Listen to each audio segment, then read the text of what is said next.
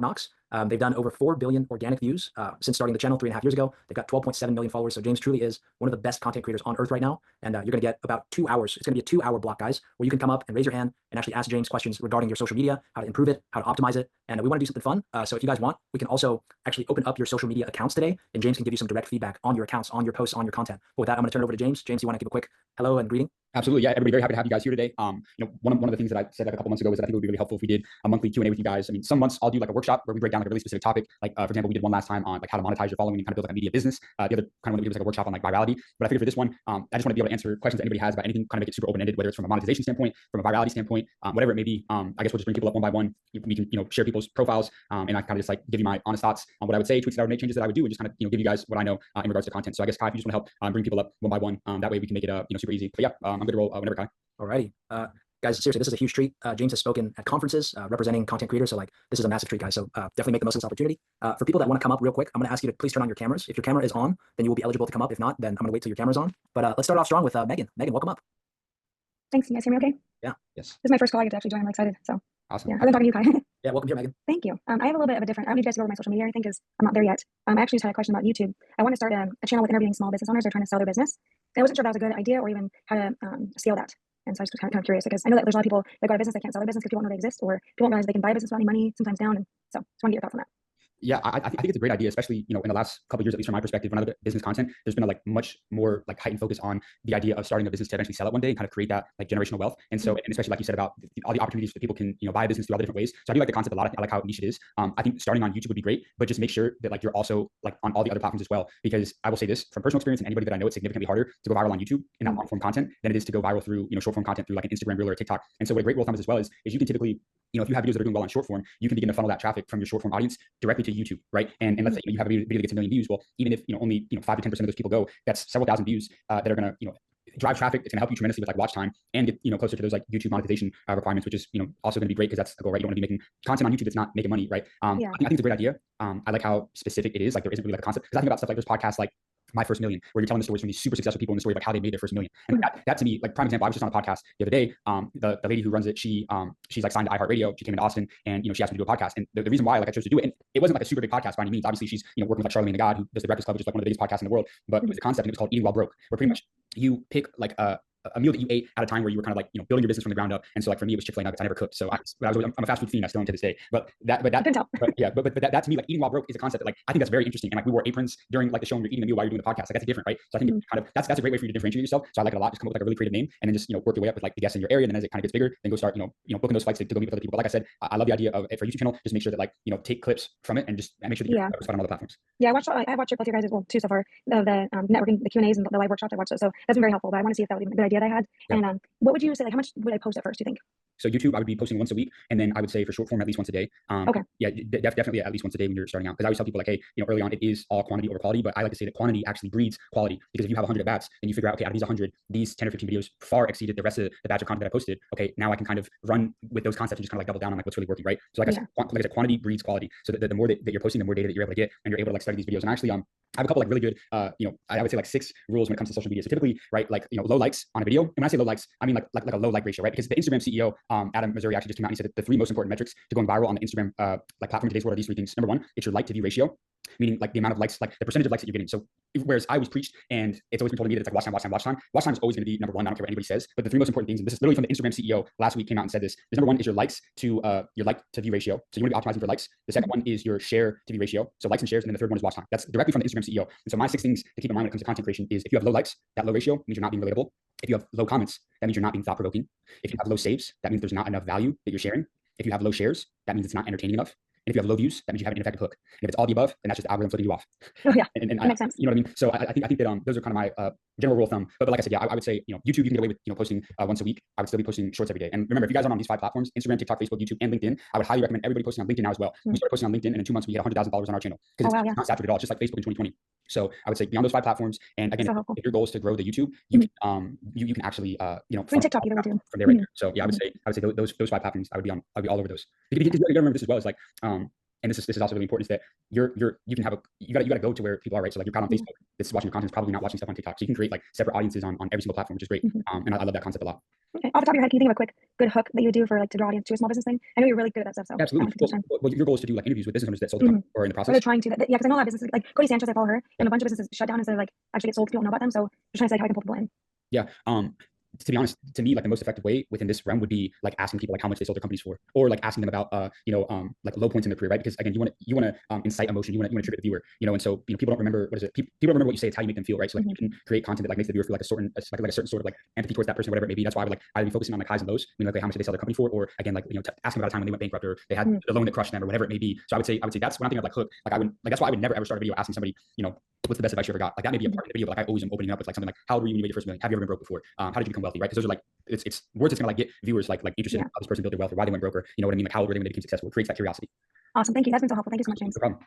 And welcome to the community as well. Thank you. Also very happy to have you here and look forward to seeing you on the calls and stuff. Thank you. Absolutely. Welcome again, Megan. Thanks for coming up. And James, that was super fire, man. Could you recap real quick your 6 rules for social media again? I thought that was super fire. Absolutely. So the 6 rules, right, is number 1 is low likes on a post, means like you are not relatable. Number 2 is low comments on a post, means that you are not thought provoking. Number 3 is low saves, meaning somebody saving the post means there's not enough value. Low shares means you're not entertaining. And then low views just simply means an ineffective hook. And then, like I said, rule 6 is if it's all the above, and it's just the algorithm flipping you off. So those are my 6 right there. Guys, that is amazing. I'm going to drop that for everyone right here. I was able to type that out. James's 6 rules for social media. This is legendary right here. Thank you so much for dropping that, James. Next up, let's bring up Mr. Mateo. Mateo, welcome to the community, brother. And just real quick, because I want to just acknowledge, I think Gabby was asking, can you give us some percentage? What is low? I'm going to be totally honest. I don't know like the exact percentage, but typically, like if you just as a creator, like if you've had videos that have like done well, like if you go look at like a baseline, as far as like, okay, if you look at your videos that have performed really well, I feel like you'll be able to kind of tell like, okay, this, for every 100 views, I'm getting 10 to 20 likes versus on this post, I'm getting 5 likes for every 100 views, meaning like you're at what, like a 5% like ratio. I don't know the exact percentages. I'm just saying that like, that's kind of, and again, like I said, the 3 things that the Instagram CEO had came out and said was like the like, how important like the like ratio is. And I don't know the exact, he didn't say like an exact percentage to like be optimizing for, but what can we do to optimize our videos? We know that videos that show a human face are like 30% more likely to get likes in their post and way more engagement than videos that don't show a human face. So just like, those are the types of things that I'd be trying to like optimize for. I don't know how to optimize for like an exact percentage, but yes. I love that. Awesome. Also, guys, our amazing community manager, Athen, is going to be helping you in the chat with some recap stuff. So thank you, Athen. Appreciate you. But yeah, without further ado, Mateo, welcome up, man. Thanks. Can you hear me? Yes, sir. Yeah. So my question for you was, how would you go about posting content on social media, or how did you when you were like on the younger side? Like what, like my fear is that maybe like older entrepreneurs may not take my like advice, or whoever my advice is for, not specifically entrepreneurs, but. So a pretty great rule of thumb here is that there's a story about how there was like a young guy that like walked in like a huge room full of people, and he said in front of everybody that I'm going to be a millionaire, and everybody in the entire room laughed at him except the one person that didn't laugh at him was the millionaire, because he saw himself in that exact same position that you were in.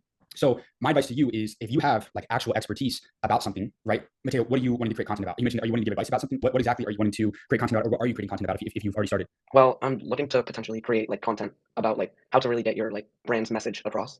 Okay. Like, that's an idea I had, or also like advice for like younger entrepreneurs. Sure. And how old are you now? Right now I'm 13. That's crazy, bro. First of all, like, congratulations on everything that you've done so far, and it's really just the beginning for you. I would say, and your goal right now is to go after like an even younger demographic than you, or like people around your age, maybe even like just people like around my age, probably, maybe a little older. Like okay. some other like young entrepreneurs that I network with are typically around like 15 to 16, like 17 and 18, normally that age range. Yeah. So I mean, couple things on this is, number 1 is the best thing that you're going to be able to do is, lead with some form of credibility if you can. So like if you're going to be making content about how brands can, I think if I remember correctly, like how they can get their message across better to other people. If you personally have worked with any brands or startups or companies, whatever it may be, I would kind of lead with that. Talk about how you made that business an additional $10,000 or whatever it may be. Tell that kind of like raw story. Give some. Yeah, I do have some like results. I've worked with 2 clients who each have like 25,000 followers on Instagram. Like, that's incredible. Hey, and like I say, credibility kills all bad attitudes. So like, number 1, like no successful person is actually going to take the time out of their day to like leave a hate comment or hate on you for trying to improve other people. Like I was having this conversation recently. It's like just like a group of my friends who are all relatively young, super successful guys. Some of them sold companies. A lot of them are running 7-figure businesses. And I was like, have you ever left like a hate comment on somebody's post? It's like, no. And like if you ever realize, and I think anybody can figure this out very quickly, that like no successful person is like actually going to take the time out of the day to like go leave like a hate comment on something or go bring you down in any sort of way. So and be mindful of this as well. It's like, Mr. Beast talks about it all the time. Like he gets death threats. He gets people talking about they want to come kill him. I had an email the other day talking about, just a random person that said that if I ever see him, I'm gonna assassinate you and your family. So like those people have like other problems to like worry about, man. Like genuinely, like pray for them and like, hope that they get the help they need. But I definitely would not let that discourage you from, going after your dreams, making the content, building your brand. But like I would just say, and I think this is like really valuable for anybody. And ultimately, like the reason why, so a lot of people don't know this, but when we started our channel, The School of Hard Knocks, the first like 6 months, we were never doing interviews. So we grew this channel from 0 to 25,000 followers. And it was just myself, my brother Jack, and our third partner Josh making content ourselves about business. And we kind of had that realization that like most people really do not want to get business advice from young 20-year-old kids, despite the three of us, before I had started School of Hard Knocks, I grew my personal TikTok account from 0 to 800K in 10 months. My partner Josh had dropped out of school, had started and grown a relatively successful marketing agency.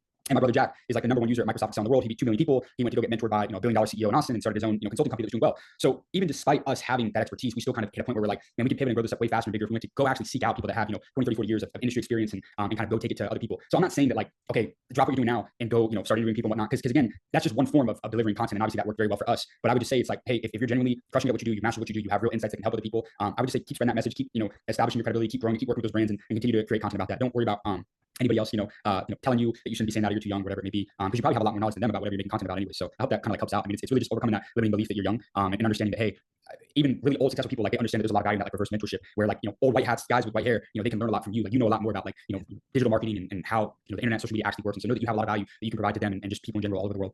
And real quick, would you like probably not on shorter videos, but on longer content or really anywhere, would you ever like acknowledge your age or say something about your age or just play it off? Why not? I would, because it makes you stand out. And like social media is all about like differentiating yourself. So like if you're a 13-year-old, internet marketer who's already, driven tens of thousands of dollars to brands, I can't think of another 13-year-old in the world who's done that before. Maybe there has been, but I still think that like you being able to leverage that is going to put you in front of more people. It's going to make you stand out of anything.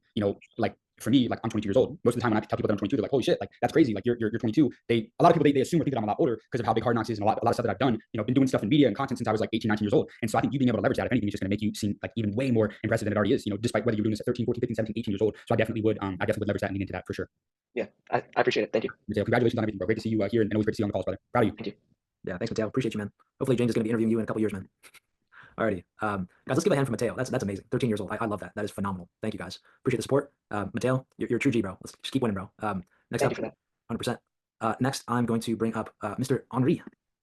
What's up, Henri? Hello, everyone. Yes, I'm Enrico from Daniel Lab. Hello, James. Hello, Kyle. Everyone. Thank you very much. So, question. I follow the education tool, the education video that you provide to us. So I started in the same way. Try to check video on TikTok that are easy to do it, and I'm recording that. And this is I'm going for quantity for the next 3 months, 2 months, something like that. Now I have one question, because I make it every Friday, like 5, 10 video, and I didn't publish yet. I need to do like create, I don't know, 50, 100 video, and then one day start to publish 2, 3 video every day. So it's like that I'm for the next 30 days I'm publishing this 100 video, or I can make it 1 week I make 10 video, another week 3 video, something like that. This is my first question. My second question. Henri, let's do one question at a time, bro. So I think Henri's asking, how can he do batching for his content? How can he generate a bunch of content that he can like in one batch that he can just post, like film one time during the week, and then how do you do that? Like, do you batch content, James? Stuff like that. Was that what you were asking? More or less, no, James. I ask that if I make many videos, it's better that I publish all this video regular every single day. So it's better that right now that I'm creating video, I do not publish. And then when I will have 100 video, we start to publish every day 3 video. So we'll be constant. This is my question. I see. He's asking, is it good to have like a bank of videos? Like, don't start posting until he has a repertoire of like 100 ready that he can post, and then he starts? Or should he start posting just and make it as he goes? Should he start pre-record a bunch and then post? That's what he's Yeah, absolutely. So this is kind of my rule of thumb, right? Like you always want to have a pretty good content inventory before you start posting. Meaning like if you're gonna post, like if you're gonna go film and record 3 videos, like and you happen to post 3 like for like the next 3 days, but then you're not gonna be filming for another like 2 weeks, I don't recommend doing that, because like I said, I'm all about consistency, like posting as long as you can. So like if I were you, what I would do is like depending on like what type of content that you create, like designate like a couple hours on Sunday to where you're coming up with like all your ideas and maybe filming for a couple hours during the day on Sunday. Or it also depends on the like I said, a lot of this is dependent on what type of content that you're creating. Like there's a lot of content that's like very like low production, where like you can literally just make a video a day, depending on what you're doing. But I definitely would say have a decent like content inventory, ready to go, unless like you have the capability or you have the bandwidth to be filming like on a regular basis, to where like you can always have a good flow of content coming. Because like the last thing that you want to do is be posting consistently for like 7 to 10 days, and then all of a sudden you're not filming or posting for an entire another week. So like if anything, if that's kind of like you, then like okay, designate 2 or 3 days to get your month's worth of content, and that way it's okay. I don't have to worry about it. I have my 30 videos ready to go for the month, and then 3 weeks from now, 4 weeks from now, then I'll go and I'll get that next batch of content. But I would definitely say 100% make sure, like for me, for example, right, I right now probably have 40 interviews that I haven't posted yet that are like great videos. But that's just in my inventory, meaning like if I wanted to take a month off from filming, because I post now probably every other day, sometimes 2 to 3 times a week at this point on the School of Hard Knocks, like I'm good. I have a content inventory because I've been filming consistently for week after week after week over the last couple months. So that's kind of what I would say though. It's like it all comes down to like the amount of content that you need to be posting to be like sustainable for growth. Like I said, I'm at a point now where we have 12 million followers, we have 5 million followers on Instagram, 4 million followers on TikTok, 7 million on Facebook, 1 million on YouTube, to where like, okay, we have the base. All I'm focused on putting out is videos that I know can generate 1 million views, per month. So that's like the only type of content that I even think about posting. But that in return, enables me to grow, because I'm posting content that's like gonna like get followers, and I don't have to post every single day. However, when you're starting out and you don't have a big base, I would focus a lot on volume. So that's, again, it depends on, it really comes down to like 2 factors, Henri, is how much like of a requirement is like the video production, meaning it's like are you have like the camera set up, you're using the mic, where like you have to go edit it and everything like that. In that case, like I said, I would probably do a lot of filming on 1 or 2 days for that, and then get like a huge inventory or like backlog of content. Otherwise, if it's more along the lines of like it's very simple, or like you're holding the camera, doing the content right to your phone, then I think that's fine as well. Or like you can be a lot more flexible, and you don't have to have 30 of those videos saved up. Yeah, actually, go ahead. Yeah, my other question is, because I'm going to make video in English and French, and because I live in Canada, in Quebec, and not English, not French, on my mother tongue. And is it okay? I mean, or with my accent, it's easy to understand, or it's better that maybe hire someone that work with me rather than doing the interviewer. And as well, I have two content. One is in French and one in English. So I'm not sure if I need to post in the same social network, like in the same account. So no. I would definitely do two separate channels, one for English and one for French, 100%. Because if you're posting a bunch of content in French, you're going to start attracting an audience of people that speak French. And then if they start seeing your English content, you're going to throw everybody off because you're building two completely separate audiences there. And it doesn't hurt. Like I would create two separate channels and have them each on all the platforms. I would have an English version and then a French version, but 100% separate. I wouldn't be posting both English and French content on the same channel because you're just going to be attracting completely different audiences. I love that. Great. That's awesome. Thanks, James. Thank you, Andre. Appreciate you, man. All right, guys. From now, we still have about an hour and 26 minutes. Let's keep it to one question per person, but try to go like deep so that we can get more people up here. I'm gonna bring up Arylle next. Arylle, you ready? I was trying to refine my question so I can make it good. Yeah. Okay. So I've already decided I'm going to stick to one plan for at least 90 days and see how it goes. So I'll ask you about my model, and you can give me feedback on the direction I'm going here, like with the new way social media is going. Because I just feel like I'm a bit foggy since I've had my son. Does that work? Yeah, absolutely. Okay. So my ultimate goal right now is to book strategy calls for folks who want to monetize their podcast or folks who want help with their monetization strategy. So once I book a call, I can either help them like done for you podcast production, or it can be more like a coach. I can give you information on how to get your podcast better. So that's the ultimate goal. How I'm using my social media platforms is Instagram/TikTok is like personal stuff, like me and my son. I go live. I do a lot more B-roll with voiceovers, and then I throw in like how did this, my trip to the iPod store relate to podcasting. And then I do like talking head videos of podcast tips.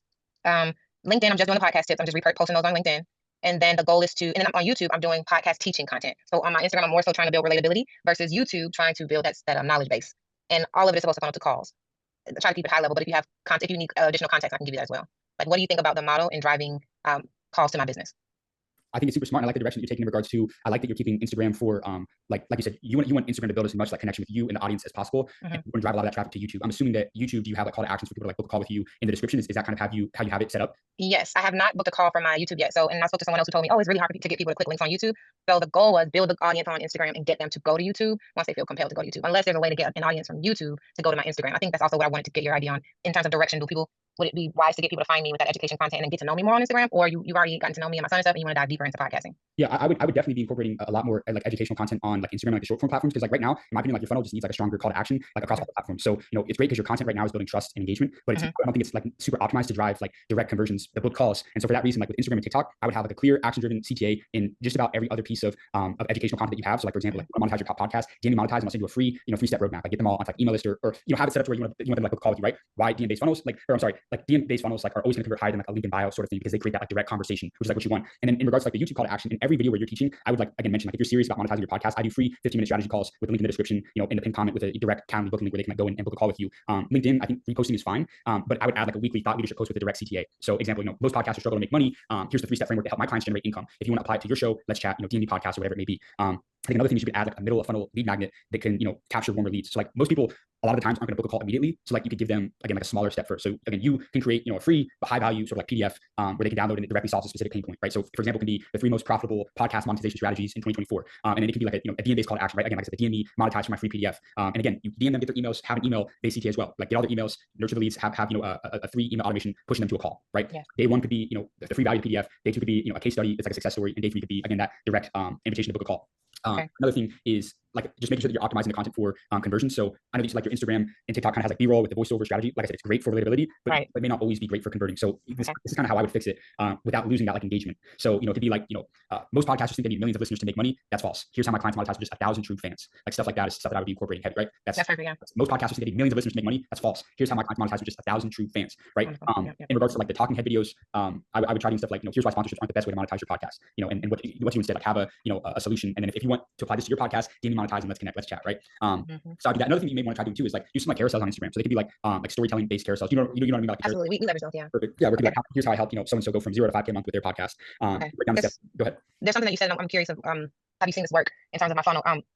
So the DM based call to actions on Instagram, absolutely, to start getting them to book calls, right? And then even on the calls, have a strong call to action to book a call with me. There's also a call to action that I've seen some people use, which is like, go to my Instagram, DM me this word. If you're, like you said, if you're serious about it, go to my Instagram and DM me this word so that we can have a conversation. Have you seen that play out well? Because I've just seen people do it, and I'm like, oh, does that generate actual calls to get people to take 3 steps before you can actually book that call? 100%, absolutely. Yeah, like I said, create that direct conversation with them, and I think that would be, I think that's a really smart thing to do. So just like I said, the things that I would do ASAP is like just having really strong CTAs that are like very DM based in a lot of your educational posts. Again, middle of funnel freebies, the PDFs with the guys to capture like warmer leads, and just like I said, the structured content hooks that lead to conversion, where it's not just for like engagement. And that's kind of like what I would say. I think because you want to keep the content personal and engaging, but you want to make sure that it drives those like book calls, efficiently, which is like really like what the goal is.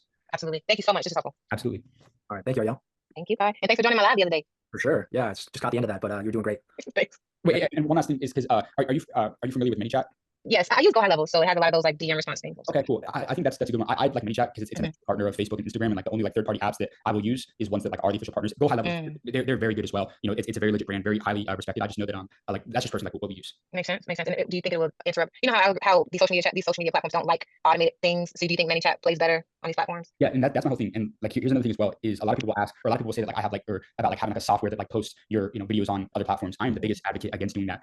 Reason being is like I said, we have a content agency, so we work with like a lot of really successful entrepreneurs and do all of their content. And I have we have people that post the content manually across all 5 of those platforms. I'm just not a big fan of using third-party platforms that aren't affiliated with them because I just have never ever seen a single person that's done that and had like a video like not just absolutely like suck. Like so I guess that's my whole reason being is I don't think that like Instagram, Facebook, any of those are very friendly or they work well with some of those like third-party platforms that aren't direct partners of them.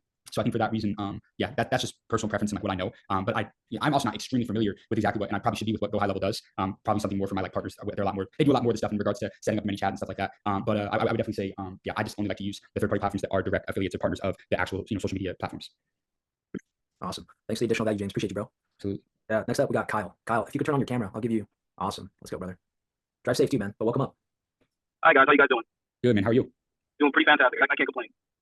So my question is involving I have 2 channels right now. One is based in gaming, the other is based in acting and producing and everything like that. The one that I told you about before that you wanted me to start over, I just decided to repurpose the content a little bit, posted on TikTok, started doing numbers. So now I'm thinking about just expanding it and doing what you said earlier, make sure that all of the content is hitting those 6 points. And so that's what I'm doing with that particular channel right now. What I want to do with this newer channel is I want to do an interview style show, not like yours, but similar to what Shannon Sharp does with Club Shay Shay, and basically interviewing newer talent that hasn't been discovered yet. Already have everything set up. I'm already ready to go. I'm just asking what would be like your advice as to how to grow that and how to make it stand out in a lot of these markets because people do interview shows all the time. What's going to make this one stand out? Yeah. So right off the bat, like I said, like I think you're thinking about the most important thing, which is like how to exactly differentiate yourself. And just so that way I know, you said that your kind of thing with this one is like upcoming talent in regards to talent as far as like an entertainment. Is this like artists? Is this like comedians? Is this like what exactly does the talent consist of? All of the above. Everyone who is in the space of entertainment that hasn't been discovered yet. Actually, that's in the discovering channels.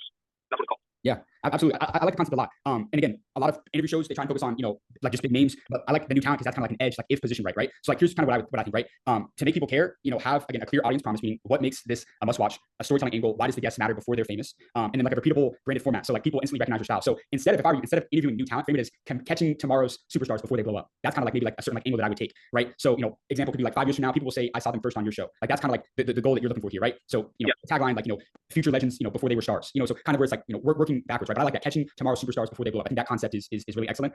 Every episode I would have some sort of like compelling, future vision, right? So imagine if you saw Lil Baby before they blew up. Today I have blank, and in 3 years, everyone will know their name. So like you want to kind of be able to sell this person to everybody watching it to give them a reason to like stay tuned and do that. So like I said, imagine if you saw who's somebody who's like super talented, like I said, like a Lil Wayne before they blew up. And today I have blank, and in 3 years, everyone will know their name. So I would have that format for like every single sort of video. So like, let me give you an example right here. I'm gonna actually share my screen real quick. There's a YouTube channel. They make, I guess, somewhat similar content to us actually. Here, let me share my screen. Give me just 1 second. But I think this format actually works really well. And like, if I were you, I would be trying to open up my show a little bit like this. Let me just get this down here. What the hell? Give me a second. Hold up. My bad. Give me just 1 second. I'm gonna show you because this is kind of maybe some inspiration that I would take. This is like what I would try and do, right? So like I said, if you do like so YouTube. Give me a second. I'm gonna just play this for you. Start. Give me 1 quick sec. Hey Kyle, would you mind pulling over real quick, bro, just to be safe, man? If you're gonna be looking at the screen, man. I'm not really looking at the screen. I'm currently dropping my cousins off. Okay, yeah, we just want you to be safe, bro. Awesome. Okay, so here's a YouTube channel. It's called Starter Story. All right, what's your story? 6 years ago, I started a business. Here, Today, real quick. So this is kind of like like something that I had in mind, right? Here we go. Yes. Give me 1 second. So this is the underdog. He turned his last workout into 48 million. what's your story?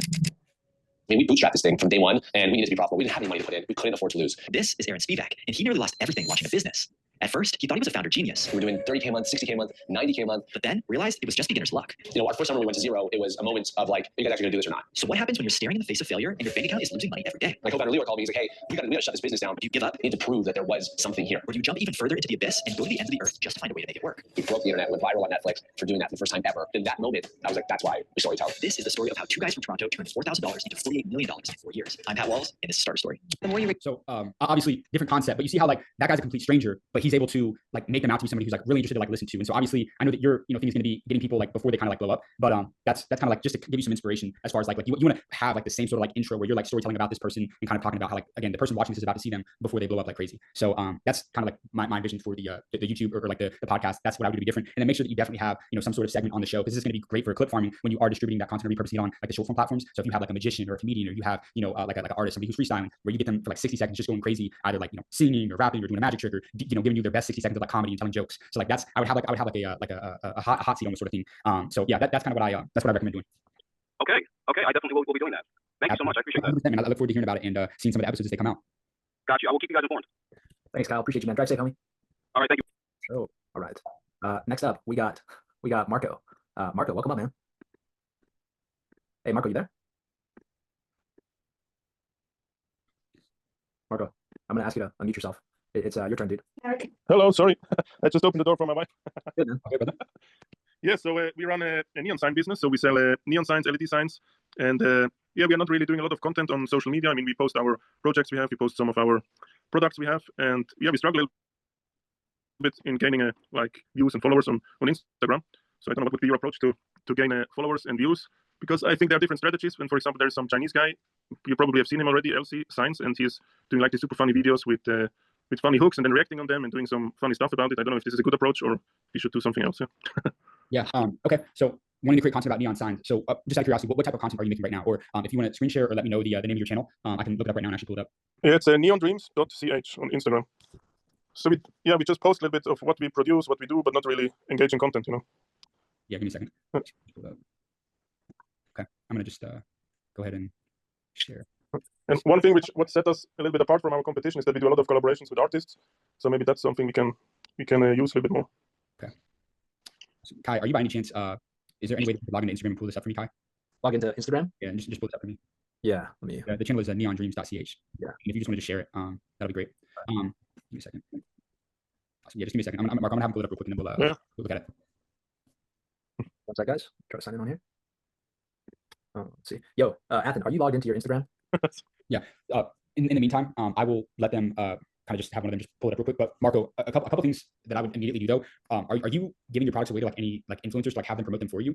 Because I think with a product like this is I would have somebody yourself or somebody on your team going after influencers that have, let's say, 5 to 100,000 followers in like a relatively good niche, whether it's like gaming, whether it's home decor, like finding influencers like day in the life type stuff. And I would be messaging these people talking about, hey, I would love to send you a free customized neon sign. And obviously you're not gonna be able to do that for 1 million people, but I think starting to do that and like asking them to, hey, I'd love to send you this for your man cave or wherever you're playing games, and just have them featuring it in a video or having them install it and putting up and like that be a component of the video. I think that's something like right off the bat that I would do in terms of like the in-house content creation. And like I said, they'll be pulling it up here in a second. I would just start saying like, here we go. He's gonna play it right here for you. Can you just start, all right, just go down like the reels app and just start playing some of these. sounds good. You got to share your sound. Oh, I can't hear it.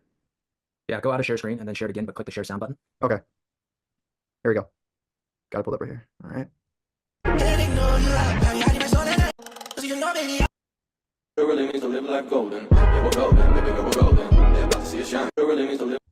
Okay. Yeah, go. I'll pick 1 or 2 more. Sounds good. Come with us to celebrate an unforgettable Under the Sea birthday bash. Today, we're celebrating someone super special, a little mermaid who's been a major inspiration. Okay. Marco, couple things here for sure. So like number one, again, what we need to be really mindful of is that when we're posting these videos, we're posting these to like complete strangers, especially like if you have like a dream or like an aspiration of like going viral with the content that you're making. If you're just starting a video with like a static picture and it's just like a video compilation of like a bunch of like photos of like the signs, the viewer has no context as to what they're seeing. So you're not gonna have any watch time. You're gonna lose your viewers, I'm telling you, within the first like couple seconds of that video, and there goes like any chance or sight of you having these like videos perform well. So I think what I would do is have yourself or somebody on your content team, whoever's in charge of making these content, is like you need to come up with like fun and like innovative ideas and ways to create the content beyond just posting like here's like a before and after sort of thing, but rather like doing something along the lines of like, here's what your neon sign says about you. So like you can create like a fun personality series where each sign matches like a different personality type. Like if you have a hustle, if you have a hustle neon sign, you definitely watch Andrew Tate and drink espresso at 11 p.m. right? Like stuff like that. It's like bold, somewhat controversial. Where like it's like here's what your neon sign says about you, right? And you don't want to just be like making things like here's why you need a neon sign, because like that just applies to like a very like small subset of people, right? It's not gonna like people aren't gonna share that. They're probably not gonna save it. Like the chances of that actually like going viral are like very, very, very like unlikely, right?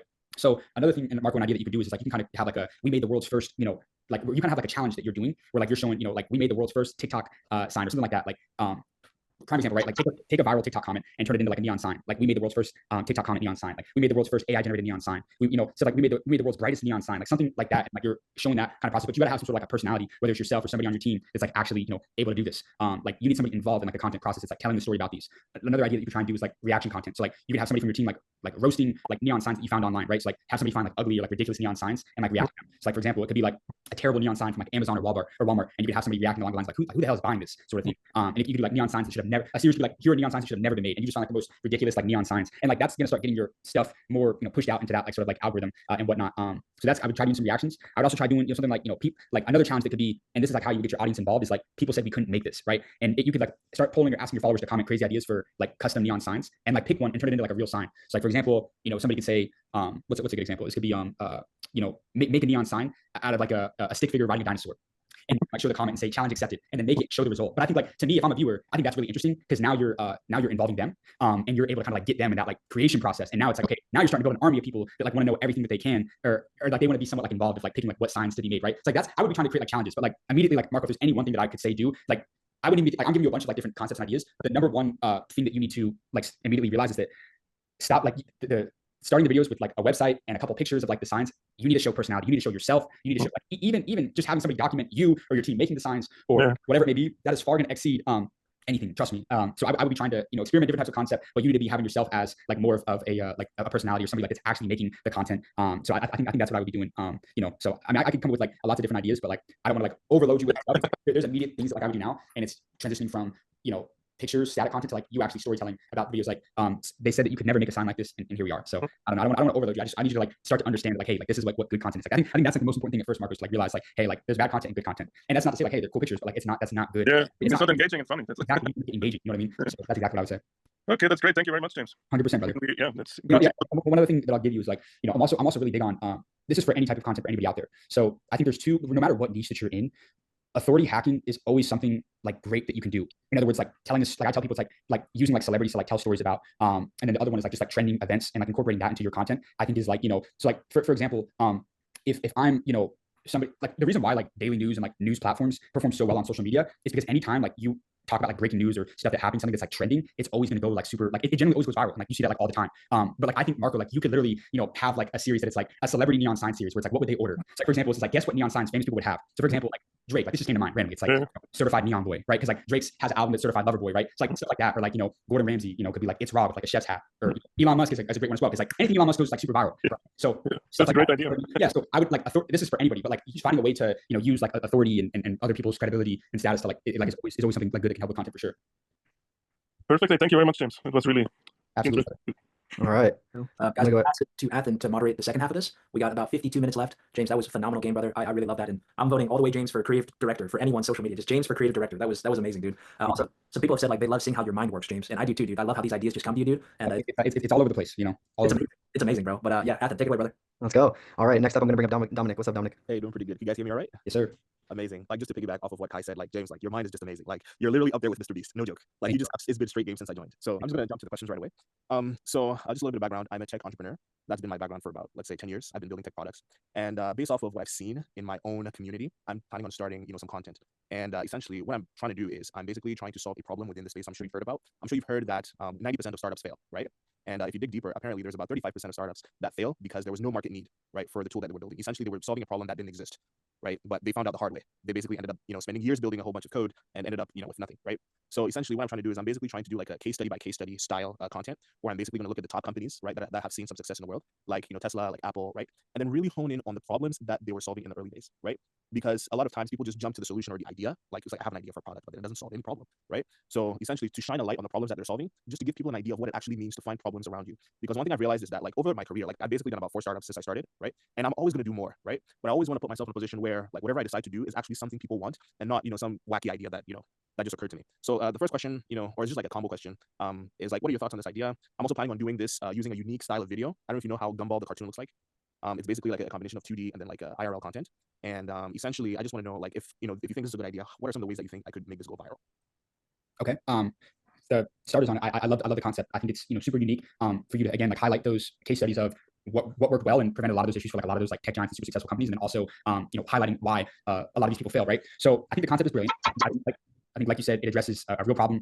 You've got a creative approach, and you can really make this stand out because, right, you're essentially helping startup founders avoid failures by dissecting like problems that great companies actually solve rather than just focusing on their solutions. Exactly. So could I just interrupt you just a little bit? Yeah. So there's a quote that like it's always been in my head, but there's this saying that by beholding you become changed, right? So like essentially it's like a learn by example type thing. The more you see something happen, the more you are likely to copy it, right? So if like you see like, oh, these are, so instead of seeing ideas, if you see problems, you're most likely to like actually solve a problem. That's like my hypothesis. I don't know if it's correct, but it's just the way my mind is going. Just wanted to drop that in there. Yeah, Kyle, let's go ahead and drop that quote in the chat so that we can, or give us a quote one more time, just that way we can get it in the bank. Come on, I'm a quote bank, so I always like a quote. It was like by beholding you become changed. So by beholding something long enough, you basically start to act. It's similar to you're the let's say the average of the 5 friends that you have, because you basically like you're in their presence all the time. So like you're just gonna be the next millionaire if you're in a bunch of millionaires. Yeah, right. Exactly. So it's a similar concept. Yeah, so let's just kind of like go into it, right? So like I said, I think the idea has massive potential. As we kind of said, right, it attacks a real pain point. I think it's what 30 to 40% of startups fail due to like a lack of market need. Exactly. So you're solving this by showing how to identify real problems before building solutions, which I think is great. And I do like that you have like that unique, visual identity, right? Like the gumball style of like the 2D animation with like the in real life content. I think that is what can help set you apart visually and can help with like making people like stop scrolling, right? And because it is story driven,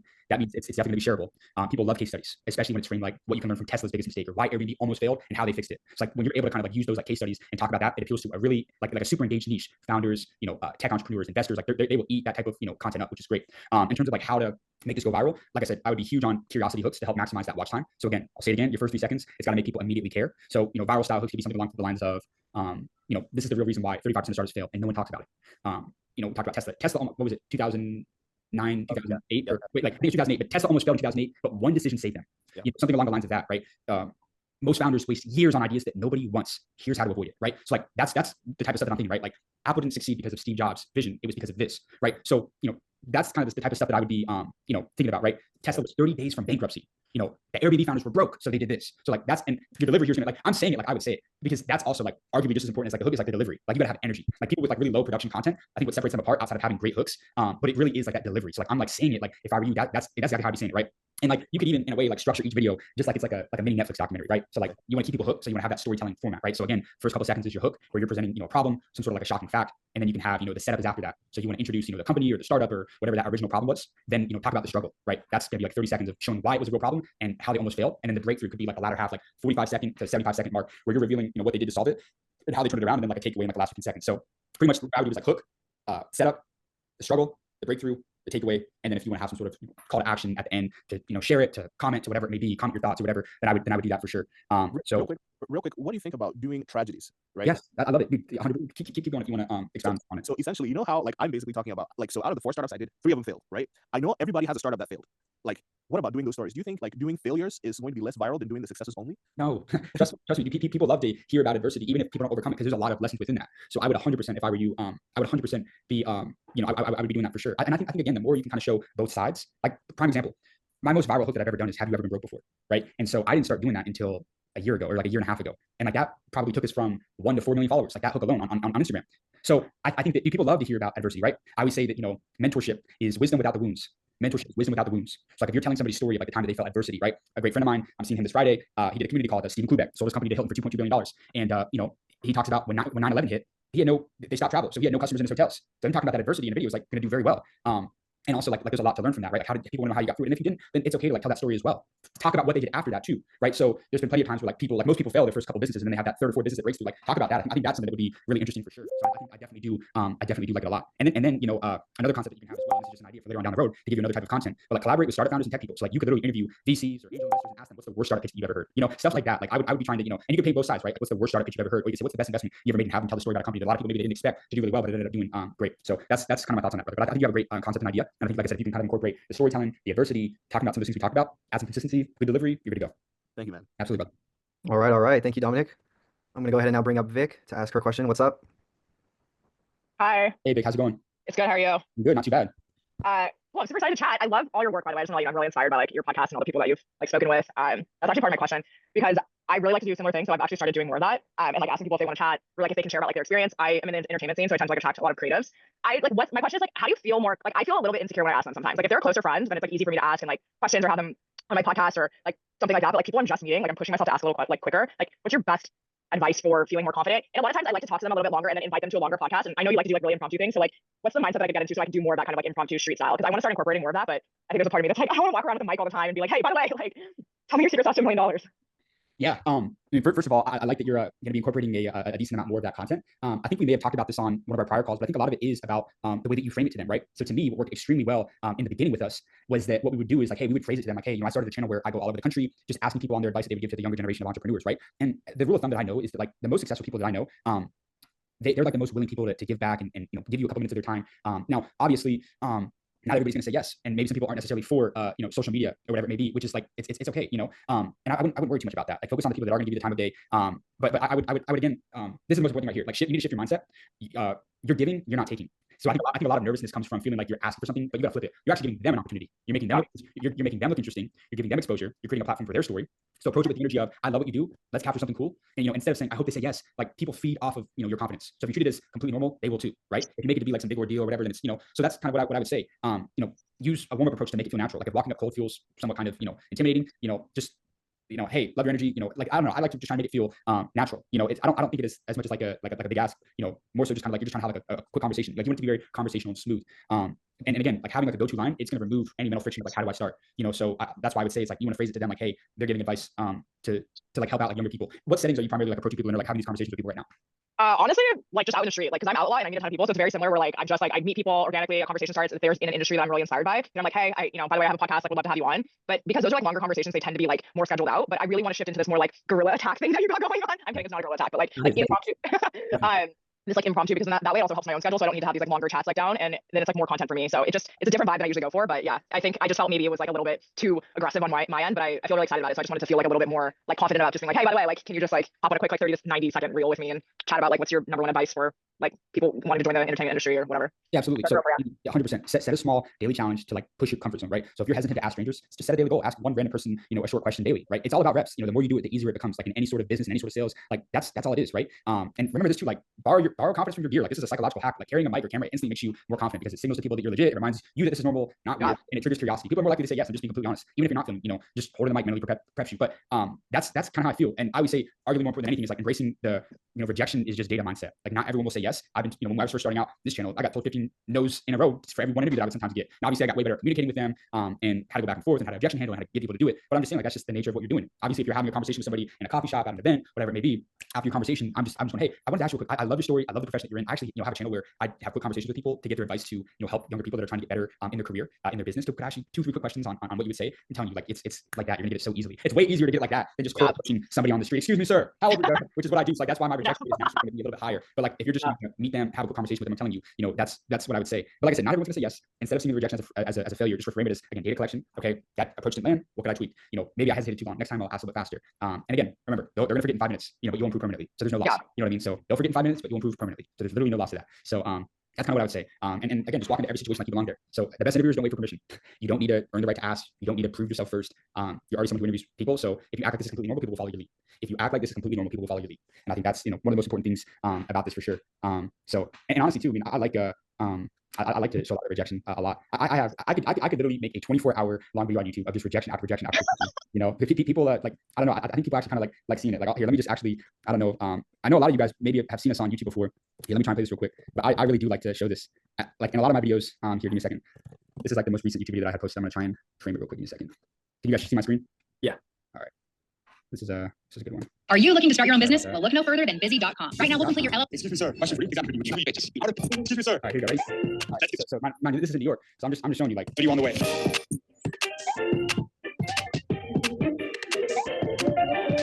Excuse me, sir. Question for you. How old were you when you made your first million?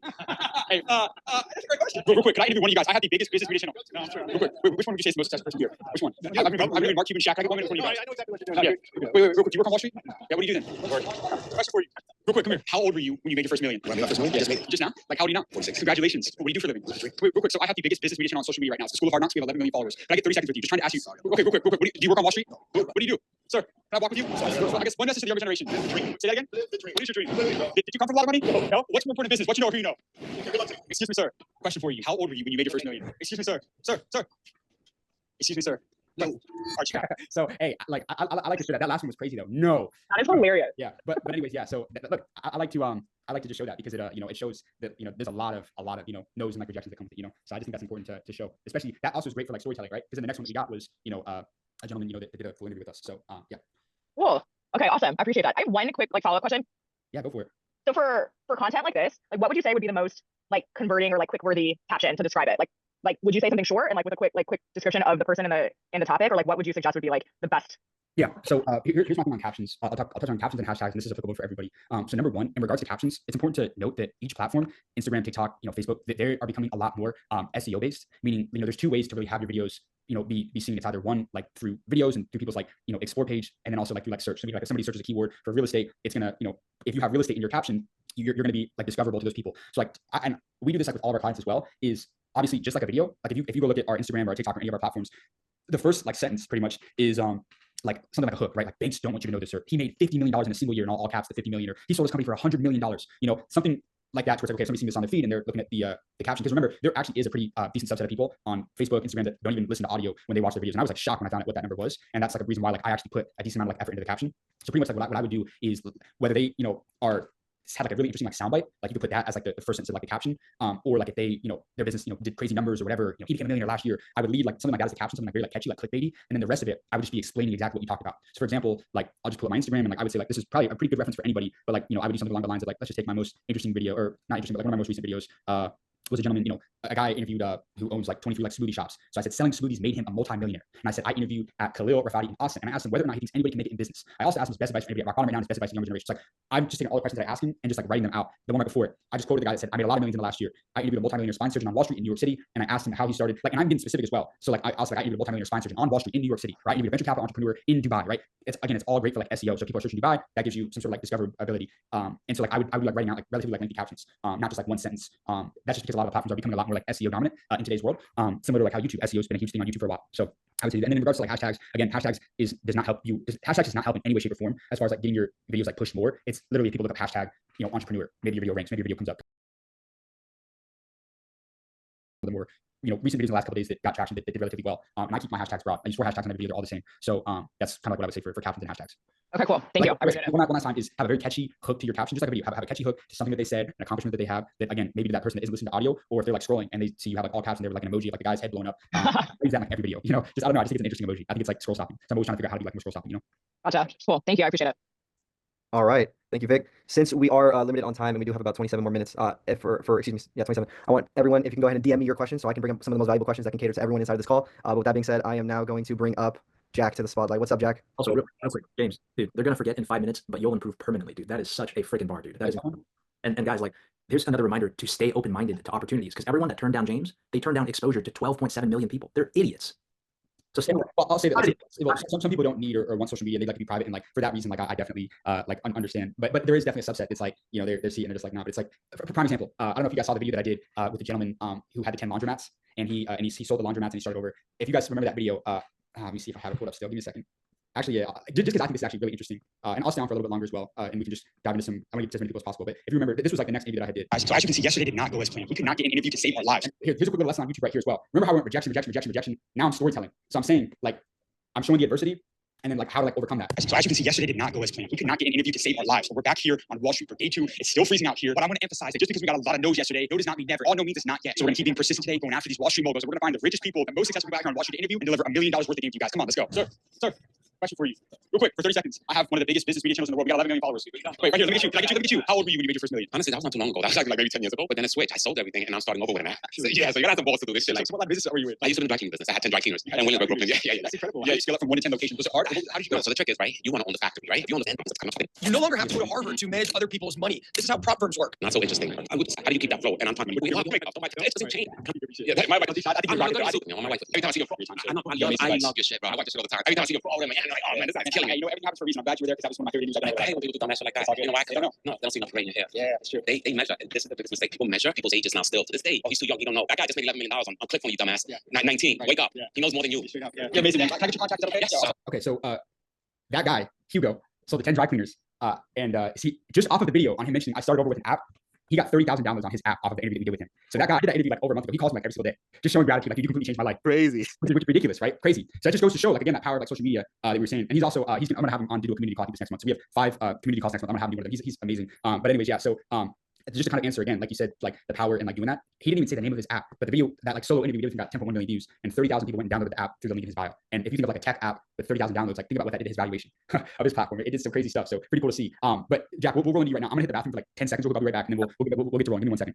Guys, turning down stuff like that is that's digital oil that all those people just turned down. Like, even if I wasn't successful yet, like I would still take the interview just in case I said something cool, just in case, it's crazy. So that's a huge reminder to me to stay open-minded too. And one of our mentors, Caitlin O'Toole, came on, and she said something phenomenal, which was like her boyfriend was trying to scale their business, and this lady was trying to talk to him on the plane that they were sitting on. And Peter, Caitlin's boyfriend, was kind of ignoring this lady who was trying to talk to him. And Caitlin's like, yo, like, you're trying to pursue your dreams, but you don't know how God's going to give it to you. It could be through this old lady that's trying to connect with you. Like, she might be a multimillionaire, bro. Like, she might have this XYZ connection. So stay open-minded, guys. Stay open to opportunities. Stay open to connecting. All those people lost out on millions of views and tens of thousands of downloads. It's absurd. Like, just stay open. Jeez. Let's check out some of the stuff. We got the exploding head emoji from Colette. No cap from Dominic. That's awesome, Brent. This is publicity, digital oil. Exactly. All right, welcome back, James. Let's bring Mr. Jack up. Let's see. What's up, guys? Thanks for taking my question. My question is just kind of taking a case study look at my Facebook page. I just kind of been putting stuff out there, so it's not the greatest, but I kind of want to get your feedback. Absolutely. Yeah, so I just posted the chat there. Okay, Alvin, do you mind sharing that for me, brother? Absolutely, brother. Let me go ahead and bring it up. Right. Cool. I'm not going to share my screen. Oh, Kai, are you logged into Facebook? Hold on. Yes. Okay. Do you mind sharing that? Just because I'm not logged in. No worries. Alrighty. Let me find this. What do you want to see, James? Right here. Are you a college student, future college student, or a family member of one? I can help you save time, increase your earnings, reduce your expenses, and enhance your overall higher ed experience. I do this through providing free content and one-on-one advising in merit-based scholarships, financial aid, creative ideas for financial planning, knowledge of enrollment processes from the admissions to post-graduation and everything in between, and logistics for academic and social success. My name is Jack Murphy, I'm a sole advisor and content creator. Can you pause it? Go back to the beginning. Let me hear one more time. Go back to the beginning and play it. Are you a college student, future college student, or a family member of one? I can help you save time, increase your earnings, reduce your expenses, and enhance your overall higher ed experience. Okay, keep playing it. I do this through providing free content and one-on-one advising in merit-based scholarships, financial aid, creative ideas for financial planning, knowledge of enrollment processes from the admission. All right, so I would definitely graduation and everything in between. And logistics. Pause it, bro. I would have a lot more stronger like variants of your hooks, right? So like instead of saying, I think the hook was, are you a college student, future college student? I was thinking along the lines of like, if you're in college, you're probably wasting time and money. Here's how to graduate smarter, make more money, and spend way less without the usual college struggles. Like that's something along the lines that I would be trying to do, right? It's gonna create a lot more curiosity and urgency, talking about wasting time and money. It focuses on like the pain points and those like immediate benefits, and it sounds like controversial and attention grabbing. So like I think is that just like a about page? How keep scrolling down. Is that what you see the post, bro? Okay, keep going. Keep going, brother. I'm good on this right now. Here, let's see this one real quick. This is the same video, I think. And one, keep going. Yeah, I like that one video. Okay, so dude, I would just be I would be like upping the video content way more, because remember, like these static posts, posting like the links to like the newsletter for people to join, that only works like if you have eyeballs. You need to be trying to like create attention.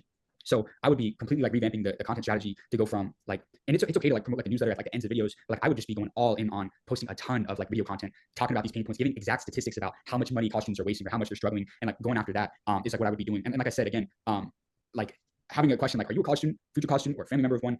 Like I'm telling you, like your audience is gone. Like I'm saying, like if you're in college, you are probably wasting money, or I can almost guarantee you're wasting money, or you're wasting time and money, and then you give them like a here's how to sort of thing, like create that curiosity and urgency where you're talking about like the pain points. So Jack, I would be trying to incorporate way more video content, and again, like the static content only works like if you have like a lot of people in your audience. So if you want to go even directer and even bolder, it could be something along the lines of like, college is a scam unless you know these hacks, something like that, right? Here's how to save thousands, make more money, and avoid mistakes that students make, right? So that's bolder, right? But you could go curiosity driven. So it could be like something along the lines of like, most students are throwing away money and don't even realize it. And you can talk about like here's how to graduate with more cash, with fewer loans, and better opportunities. Something attention grabbing is like, college won't make you rich, but knowing this will. And you can talk about here's how to turn your degree into like a high income future while spending less, right? And then something I like fear based or like FOMO/regret angle sort of things. So it could be like either if you're in college or if you're planning to go to college, you're probably making costly mistakes. Here's what no one tells you about saving money. Like stuff like that is kind of like the different angles that I would try to be just sharper, a little bit bolder, a little bit more direct with those, and then just incorporating way more. And also just like optimizing. So like a really good rule of thumb is like make your videos for like optimized for one platform. In this case, I would like optimize it for like TikTok and Instagram, and then just repurpose and distribute it on all of the different platforms. What did he just say? He said, make your videos optimized for one platform and then repurpose and redistribute it. Oh shucks, I'm sorry. I didn't even know my mic was on. Excuse me. Can you nice. All good. So yeah, that's like what I would say is, like I said, optimize it for that short form, right? For Instagram, TikTok, Shorts, Facebook Reels, and then and then repurpose it on all the other platforms. Does that kind of make sense? Yeah, no, that makes perfect sense. Thank you. Absolutely, bro. And like I said, just way more video content. I think the last post was February 24th. The last post should have been March 23rd, March 24th. You know what I mean? So I would just be incorporating a lot more videos, making stuff pretty often about kids in school, stuff like that. Use stats, use different angles. You know what I mean? So I think that you're also in a great niche, because I've always seen college content to perform very well. It's always been something that's been sort of controversial. And so I think that you can reach like a really broad audience, and then you can just niche down as well. So you can make some content that's like super specific, but then some that's also like a bit broader as well that I think is really important. Thanks, brother. Appreciate it. Of course, Jack. All right, thank you, Jack. I'm now going to go ahead and bring up Celia. Celia, if you can go and turn on your camera as well. Hey guys. Hey there. What's up, Celia? Hey, how you doing? So James, I listened to you and Arylle the last time you told me about our content. So I started a whole new page for Draco Group Private Security. I just dropped it in there. It's a new Instagram page. I'm curious your feedback. So here's what we're trying to do. We've got high net worth clients, celebrity clients that we take care of. I'm trying to showcase, first of all, we get some crazy calls from our clients and people who want to work with us, and people who want to work for us. But I'm trying to showcase what we can do, what we don't do, with some humor and some like behind the scenes. So I have an idea of one thing that you're going to tell us that we need to switch, but I was just curious if you were going to take a look at it and give us your feedback, because it's a brand new page, and I don't know if this is the direction that you were talking about, but I know that I just interpreted what you said, what Arylle said, and this is what I got. Absolutely. You're speaking? Hey, Celia, this is Jessie. Hey, Jessie. Okay, so I need your help. I got the biggest in the worldwide ever favor to ask you. All right, what do you need? Okay, so I met this boy. Okay. So cute. Can I tell you, he's like 6 foot and like blonde hair. He's so dreamy. He's so cute. And he asked me on a date. So I need, okay. Yeah. So I need a team. So he's taking me to a super fancy restaurant that like I've always wanted to go to. And he said he's already made reservations, so like it's all planned. Okay, wonderful. We can send one of your regular guys with you. Thank you so much. No problem. The only issue is that like mom and dad know. Oh, hold on a second, Jessie. What do you mean they can't know? You know them. If they know that I'm on a date with a boy, then they're gonna have the boy come over. They're gonna ask all these million questions. They'll never actually go out on a date. Like they just Jessie, they don't understand. They don't understand me. Jessie, your mom and dad are gonna receive the invoice for this, so they're gonna know that you went out and where you went. Just tell them I went with the girls to this restaurant. No, Jessie, I'm not gonna lie to your parents because your parents are our clients. Like, you know what? Fine. I'm just gonna tell them that I asked you guys to take me somewhere and you have to know. Like once they find out that you didn't do security for their daughter, they're never gonna hire you again. Well, your mama Brenda, I think is gonna have a different reaction than you're expecting. Would you like me to call Jessie? Would you like me to call your mama and talk to her? No, I just really like him. He sounds lovely. Talk to your parents about him. I bet you if you told them that you like him and he's taking you to a fancy place and he's very sweet and very nice, that they will maybe consider sending you, especially if you have one of our guys with you. Okay, what about this? Like, can you say like you know him? Like, what if your guys already know him? Because like my dad totally trusts you guys. So like if they knew him, then like they'll totally trust him. Nope. Once again, not lying to your parents. Your parents are our clients. You know, you make my life so difficult, by the way. One day you're gonna thank me for it. Okay, fine. I will. Bye. Okay, bye. I'm just curious, Celia, was that like a real conversation? So these are reenactments. These are real conversations from real clients. The name has changed, obviously. And the other videos you'll see, Brenda is her mother. I can play a couple more of these. I just gotta say, I really do like the concept a lot. Like I'll have some thoughts on it. I just want to see a couple more of these. Just go ahead and roll these. The one I just posted today is ridiculous. Yeah, go ahead, try that one. Draco Private Security, Celia speaking. Hey, Celia, it's Brenda. Hey, Brenda. Okay, so I need your help. I want to give Buck a surprise for his birthday. I want to give him a panda, and I need your help because I want the panda to actually come from the country. Like a real panda? Yes, like a real panda. From where? I mean, y'all go everywhere, right? Everywhere. We got pandas in China and India and Nepal and Burma, Myanmar, but yes. Okay, well, like, I want one of those red pandas. Like those cute ones that you see on the TV, the ones from China. That's what I want. I want to have a red panda. Brenda? Yes. That is illegal. How illegal is illegal? Like, we gonna go to jail illegal. With all the people and all you know, and all the places y'all go, y'all can't give me a red panda from China? Well, what I can do is I can set you up with an attorney who might be able to create an organization for you where you can rescue red pandas. Oh, but like the way you think. Yeah, we can't smuggle red pandas out of China. Oh, first of all, it's you guys. Y'all can do whatever the heck. I trust y'all to do anything. But, so instead, what you're telling me is that I can give Buck a non-profit organization for his birthday that he can write off on his taxes? That is more likely than smuggling a red panda out of China, yes. Oh, Buck's gonna be so much happier if I give him that. Oh, I bet you he will. Oh, you're right. Oh, see, you guys are always looking out for us. Okay, thanks, Earl. You got it, anytime. All right, bye. Oh, Brenda.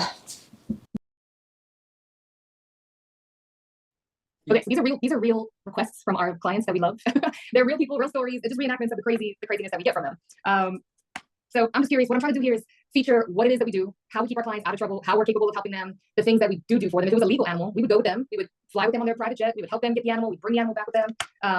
But they're fun. We got a lot of ridiculous clients. So I'm just curious if this is going to work. Is this going to do what I'm trying to get it to do to help the security business itself grow, or is this like straight entertainment? No, I think this is a great concept. I think the only other thing that I would incorporate, and also I think Atham was sharing your screen. Go ahead and pull up the. I think it's if you pull up your Instagram, I'm gonna have you like look up an account, just to kind of give you a little bit of. Is it the Amalfi Jets account? Yes. So that's who gave us the idea. So we were at a private aviation complex conference, and we were talking about all of our crazy clients, the jet people and the security people, and they're the ones that actually gave us the idea to do this. So that's where we got it from. Yes, I think that as long as you can kind of continue to do the concept right, I think you posted like 6 videos or something like that. So just kind of I would keep on doing it like 30, 40, 50 videos. And then I know that like a lot of the videos you start out by saying, welcome, or this is Draco Security Group. Is that the name of it? Yeah. So you have us switch the hook. That was the one thing I was like, James would have us do this differently. So tell me how you would have us do it. For some of them, it definitely is okay, but I would definitely have some where maybe like you start like middle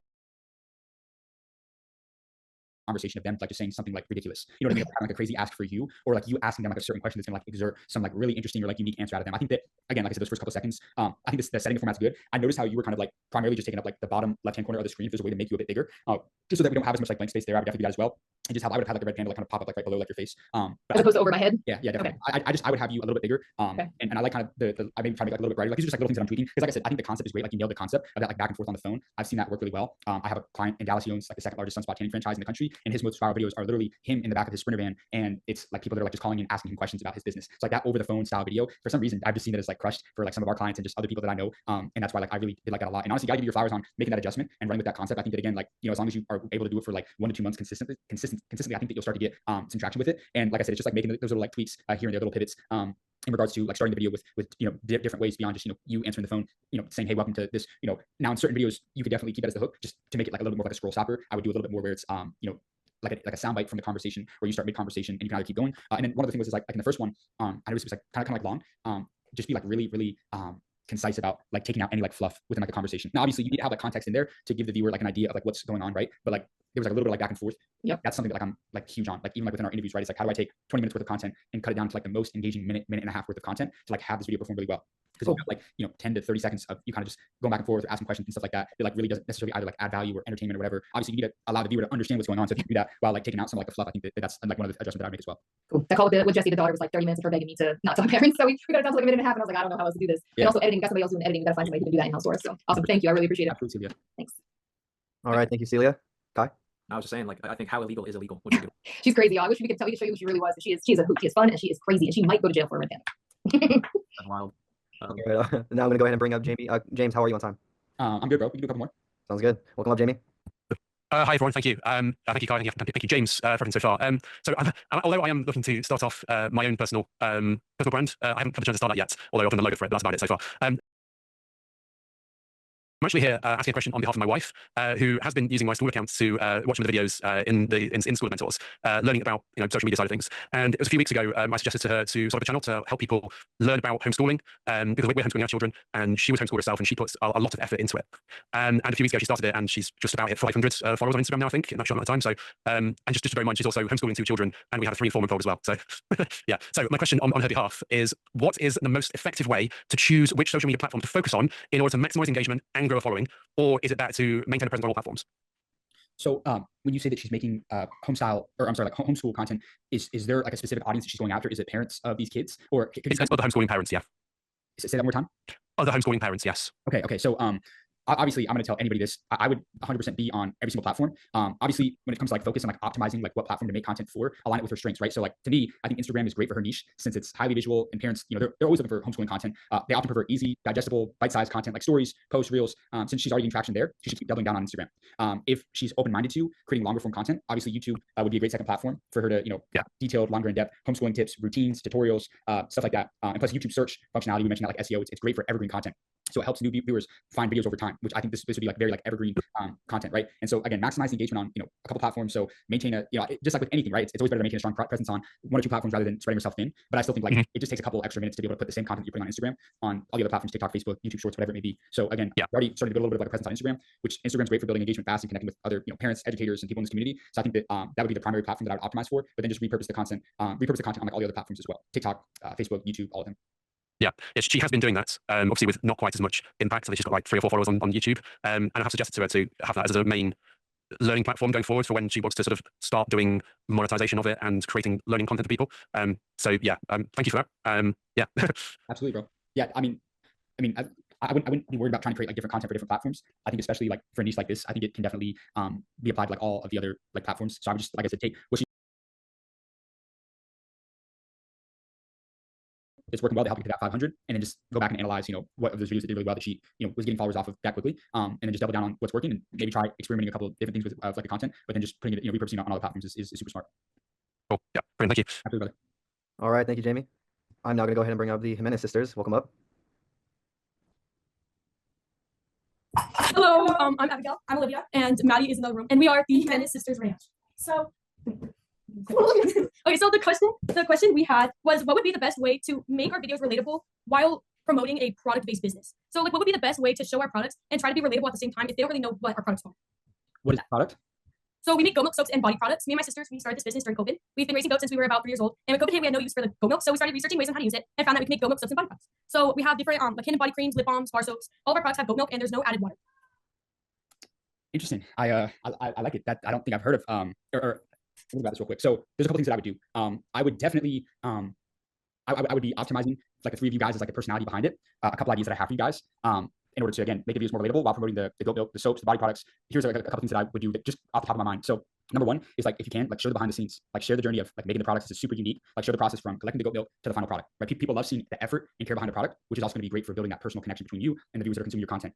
I always emphasize it, but tell stories, share stories about your guys' upbringing and how raising goats has been a part of your life since you were young. I think that not only makes your brand like more authentic, but it also engages your audience like emotionally, which I think is something that everybody should like strive to do.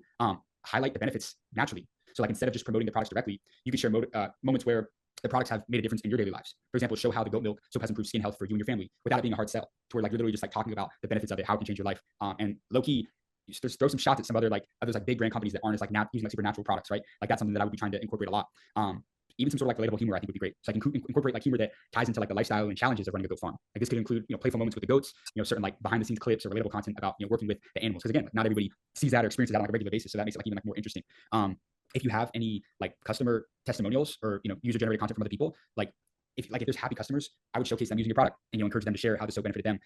That could be again like before and after shots or quick reviews, whatever it may be. So those are kind of a couple ideas that come to mind. I think it's again, you want to focus like instead of focusing purely on selling, I would like create content that educates the audiences on the benefits of goat milk and skincare, right? So like share fun facts, common misconceptions about goat milk, like to position your brand as a trusted expert within the niche. So I think that and again, just I'm huge on personality. Like you use the personal touch, show your guys' personalities as the sisters, you know, and let your audience get to know you guys as the brand and as the people behind it. Because when people feel they know you, they're more likely to trust your products. So I think that that's kind of like a couple things off the top of my mind that I would start to incorporate and do. And I hope that kind of helps maybe get the wheels turning about some different ideas. Okay, yeah. For now we've done pretty good. Like we've had or we've like from what you said, we have been like trying to do that. So we just need to execute a little bit better. I have some ideas of like a little bit we could do. The only thing is just like I don't know how to create like a really hook like from the very beginning, like to stop and scroll. Because right now like it's good towards like it's good. I just feel like it needs to be a little bit better. So you guys are trying to come up with like sharper hooks is what you're saying? Yeah. Is that what you're saying? Yeah. So I feel like in this case, we could take a look. We could take a look at the reels. Yeah. If you can send the profile to Athen, that way I can yeah, down there. I'll post it again. While Athen's pulling that up, the Menace Sisters, great to have you here. Always love the teamwork and the good vibes. James, I had a thought. What about them doing some potential partnerships with some micro influencers, some female micro influencers who are like into that natural beauty stuff? And you have a whole ranch, right, sisters? You guys are on a ranch. It'd be kind of cool to bring these micro influencers to your ranch too and show the process working with them. Sorry to interrupt, but we've been sending PR packages, which is basically just sending our product to other micro influencers, mostly on YouTube, and it's actually helped us grow our YouTube quite a lot in the past couple months. So yeah, so we've actually been starting to do that. That is phenomenal. Maybe send one to James. Athen, do you want to go ahead and play some of these? Absolutely. 2 words. You can't. And you know what my response was? 2 words. Watch me. The best. Yeah, that one was. So like, okay, so I'm sorry. I love that style of video showing you making it. I would have a video, no background audio, where you're saying something like, stop using products full of chemicals. Goat milk soap is here to nourish your skin naturally, right? Like something like that is kind of like what I would be trying to, because again, you're saying stop using products full of chemicals, or the soap you use on a regular basis is filled with chemicals. I'm here to get, you know what I mean? Like something like that is like what I would do. I love that you showing the process of you making it like it's a scroll stopper. Who's scrolling and see people like make soap? So like I like the concept a lot here. Go ahead and run a couple more of these just so that way we can see them. Cool. And let's check out the ones with the most views too. That's what I was looking at. I'm going to click on this one right here. That's 2,000. Never have I ever. So many of my personal supposed to be so loyal. Bro, you know I did that though. You know I so. Never have I ever. I'm gonna go ahead and do one more.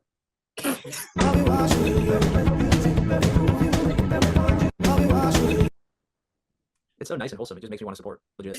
Yeah, no, but I'm so serious. Like when I say that, like you guys have something really special because you have such a unique idea, something that's really not being done. The more that you can kind of just like show you guys as like the personality in building this business, and every once in a while incorporating, like I said, a like educational type of video where you're starting out with like a very like direct sort of like call to action, something like goat milk soap isn't just a trend, it's a necessity. You know what I mean? Like something along the lines of that. Like your natural soap isn't actually natural. You know, here's why goat milk soap is the real deal. Like I would be that's kind of like the stuff that like I would be thinking about is like really go after how stop buying, talk about how all the commercial soaps have these like hidden toxins and to incentivize people to try and like make the switch to like goat milk before it's too late. Like again, selling that sort of like fear, right? You don't have to crazy like fear monger, but I would be trying to like show the benefits and like switching over in like a natural way. But I would say I would have a lot of the content again consist of the 3 of you guys, your story and building this thing out together. You know, the fact that you guys are all sisters, you guys are young, you guys are driven, you guys are doing this thing. Like I think that you guys have a lot of potential. Continue to do some of that like fun lifestyle content, but every once in a while, like I said, mix in where the lady on the right, what is your name?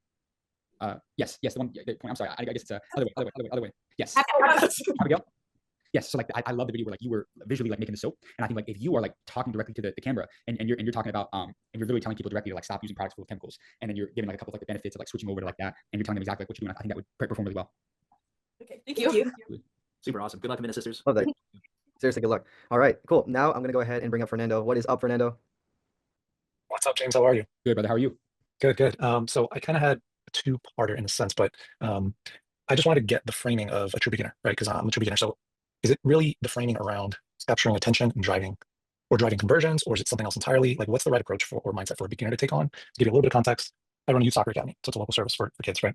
So I'm trying to figure out like the stuff I'm hearing, the personality, like that stuff.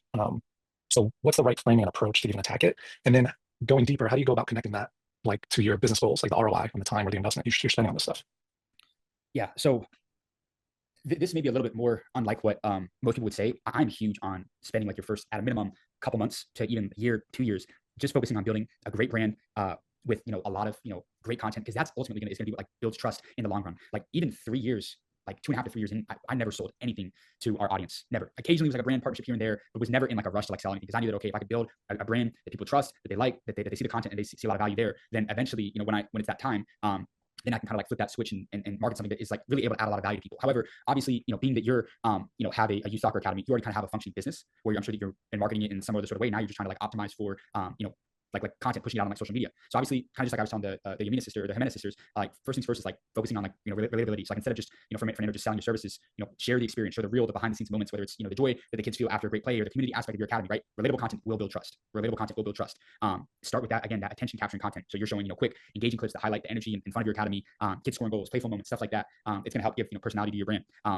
And like use hooks like why most kids hate soccer and how we make them love it, or the one drill that changed my child's game forever, and you're showing like stuff like that, right? Those are kind of just like you thinking about stuff that I would do, right? It's like, this is why most kids hate soccer, and this is how we make them love it, or this is the one drill that changed my child's game forever, right? So next would be trying to solve specific problems, right? So talk about the challenges that parents face when finding the right academy, whether it's safety, development, affordability, and how your academy kind of like addresses all those. So like that approach is going to connect directly to potential clients' pain points, but do it like indirectly, right? So I wouldn't be just making about like, this is why you don't like your academy, but like try to go a little bit like broader, talking about like soccer and stuff like that, and about how tough of an investment it is, or whatever it may be. But I would, that's kind of like what I would be thinking about, right? So it's again, attention capturing content, solving specific problems, what exactly you do, and then you can, if you're trying to tie it to your business goals or like the ROI, I think that obviously you can track engagement by measuring how many people are interacting with your post. That shows the organic growth of the brand awareness. If you're trying to measure like the conversions, like I would just have like clear call to actions, whether it's booking a trial session or having people DM you for more info. That way you can kind of like see and track how many people are going from engaging with the content to actually taking action to sign up for a trial or whatever it may be. Kind of would be that next step for people to work with you in your academy. So that's kind of what I would say. I mean, I hope that makes sense. I mean, if you have a follow up, or if I can kind of help maybe in like a different realm, but to really answer, like I said, I wouldn't be too focused at the beginning. Like if I'm you, I'm focused at least for the next 3 to 6 months. I'm going viral, creating attention, getting people that love soccer to follow you, and then and even while you're doing that, like utilize like Instagram stories to talk about the brand or whatever event you have coming up, or if you have like a crazy offer, like talk about it there. And like I said, every once in a while, you can kind of create like a call to action at the end of your videos. But like I would not, and this goes for anybody, like I wouldn't be making videos along the lines of like, guys, my youth academy is now live. If you guys want to come join and be in this program for like that content just isn't gonna do well. I would be like creating content that is gonna go like viral, and then once you kind of build that audience up, then you can kind of like start to utilize a lot more call to actions and stuff like that to drive traffic to the business. Okay, cool. And then would you like, how much of it would you also highlight? Because I have a staff of coaches, like how much of it would be like founder forward versus like team? I don't know if that makes a difference, but yeah, I wouldn't try to obviously just to kind of use the Jimenez sisters as an example. Like that's a very unique story because it's 3 sisters that are coming together as like the founders of this like brand that they're like growing. In regards to that makes sense for them to focus all on that. I think the founder focused content is great because again, it's going to really help with building a personal connection with you and your audience. So like you can be highlighting your vision, your mission for soccer, why you started the academy, telling your personal story, whether it's an experience with soccer, a passion that you have for coaching, your journey as a whole as a business owner. It's going to resonate deeply with a lot of parents looking for a leader for their kids in the realm of soccer. So I think that that's important in regards to like the team focused content. You can, I feel like in some way showcase the strengths and personalities of your coaches, and maybe that's fun to do that. Because again, parents want to know who's mentoring their children, but I don't know if I would necessarily highlight that tremendously in your content, right? So maybe you mix both slightly, but I would primarily say I would focus a little bit more on you, and then just like the overall experiences where you're educating, you're showing the highs and the lows, you're showing the actual kids in the moment and stuff like that. That's kind of what I would do. Cool. Thank you so much. Absolutely, brother. All right. This person actually left the call, but I thought their question was amazing, so I want to go ahead and ask you, James. What are your thoughts on reusing the same clips over and over again, and when would you say it's okay to reuse a certain clip? So I know a lot of people that like they'll have a video go viral, and then they'll milk it, right? Like where they'll post it time and time and time again, like just spaced out every couple of videos. I probably haven't reposted a video that I posted, or like reposted a viral video in over a year. Just because I don't, anytime I've ever reposted a video that went viral, it never performs better than it did the first time. So I don't see a reason to, but I also would say our content on average goes viral all the time. So that may be a little bit different, right? Like if I'm somebody who, went viral once, and it's a piece of content that I like going viral for. Because here's the thing about virality is a lot of people, they'll go viral for one thing that they really don't want to be associated with or have to make content about, and then they're kind of trapped because it is really hard to, it's not impossible, but if you go viral for one thing and then you're trying to create content about something completely different, it is really hard to make that switch once you've already gone viral for one thing. So I would say if it's a piece of content that went viral that you really like, you want to keep making content about that same thing, then every once in a while, every 2 months, why not repost it? Especially like if your other videos just aren't hitting, and let's say you repost it once and it performs okay, then maybe we'll do it in another 3 months. I'll repost that same clip. I know people that have reposted the same video 30, 50 times. Like they just do it every month, and maybe one every like 5 times they post it, it does decent. So I don't know, I'm not a huge fan of it, but if you have a video that does really well, then maybe at least try and repost it once. If it keeps performing, but hey, if it ain't broke, don't fix it. That's kind of how I feel about it. So like if you're able to kind of keep getting followers and it keeps going viral, then might as well try it. Let's go. All right, next up, I'm gonna go ahead and bring Diamond Preet. Welcome up. James. How you doing on time, brother? Guys, James has already gone extra 30 minutes, so I wanted to check and make sure his schedule is 2 more. Yeah. All right, 2 more questions, guys. And drop some fire in the chat for James. This has been phenomenal. The different areas of social media getting answered. I love it. All right. Welcome up. Hey. So I'm just gonna give like a background on me. Can you guys hear me first? Yes. Okay. So I'm currently like working on launching like my brand on Instagram. It's like a space where I basically want to share my entrepreneurial journey and whilst inspiring young entrepreneurs to chase their dreams with kindness and an abundance mindset. So like through my content, I plan to share personal insights on entrepreneurship, lifestyle, and personal growth. And my goal is to basically create a positive and uplifting community where people feel empowered to pursue their passions while staying true to their values. So I'm like just starting out. Like I want to help young entrepreneurs like similar to my age, like 14, 15 years old, to like pursue their careers because sometimes people think they're too young. I just want people to feel that, because I came across this quote that says they say it's never too late, but it's also never too early. So for me personally, starting a brand to inspire young entrepreneurs to chase their dreams, I feel that like I don't need to wait to begin to make an impact. So since I'm just starting out, I'd love to know like what are the most important strategies for building an authentic brand that resonates with people, that stays consistent and encourages real engagement, especially while balancing storytelling and keeping up with social media trends, and how can I like build a proper audience? Yeah, great question. Congratulations on the upcoming launch and the great idea, and I think that it's going to impact a lot of people. And I love the story behind it as well. So those are just kind of some initial thoughts. In regards to starting out, I'll just kind of give you like a couple different things. So obviously, number one most important thing is going to be consistency. So you're posting regularly. Make sure that the content is aligned with the brand's core message. Find the best schedule that works for you, whether it's once a week or multiple times a week, to be able to film and have that content coming out every single day. Stick to it, so that way your audience knows when to expect new content. So consistency, storytelling, right? Share your personal journey authentically, including the challenges, the triumphs, right? People connect with stories, as I've been saying. Let them see the highs and the lows, the lessons that you've learned, right? That helps build trust and relatability. Obviously a lot of value-driven content. So that's the third one, right? Is focus on providing a lot of value with each post, whether it's sharing tips, offering motivation, giving insights into the entrepreneurial journey. Make sure that each piece of content teaches something useful or leaves your audience feeling inspired. Engage with your audience as well. So like I wouldn't just post and forget, but engage with comments, especially early on. Start to build that initial community. Start to do that, and as you get some traction, it's going to help ask questions to encourage conversations. I think that'll be really, really helpful. And then I would just say, what else would I say? Finding a way to use your unique voice and aesthetic, right? So develop your sort of tone and your visual style that you want to present in a consistent basis, so that way your posts are cohesive, they're identifiable, and especially like when you're like creating videos and stuff like that, because that's going to create a recognizable presence for your brand, which is like really what you want. I think the most important thing for any content creator is like having like omnipresence, and that's why again I'm very big on being on every single platform: Instagram, TikTok, Facebook, YouTube, LinkedIn. Like if you achieve omnipresence in social media, where like you're doing well on all the platforms, like that's how you really like never die. Like that's really the goal with content, right? Is having that omnipresence to where you're posting across all of the different platforms. So I think that's kind of a couple things that I would say. And then just, as long as you can kind of continue to create that story and then talk about other entrepreneurs as well, whether they're bigger or they're smaller, they're on their journey, tell those stories on a regular basis. I think that is I think that's something that I would definitely incorporate. So, I mean, I hope that helps. I mean, do you have anything like specific that you want to know? I mean, because I know that you said that you're kind of just starting out. So like, obviously like those are some of the things that I would just say, right?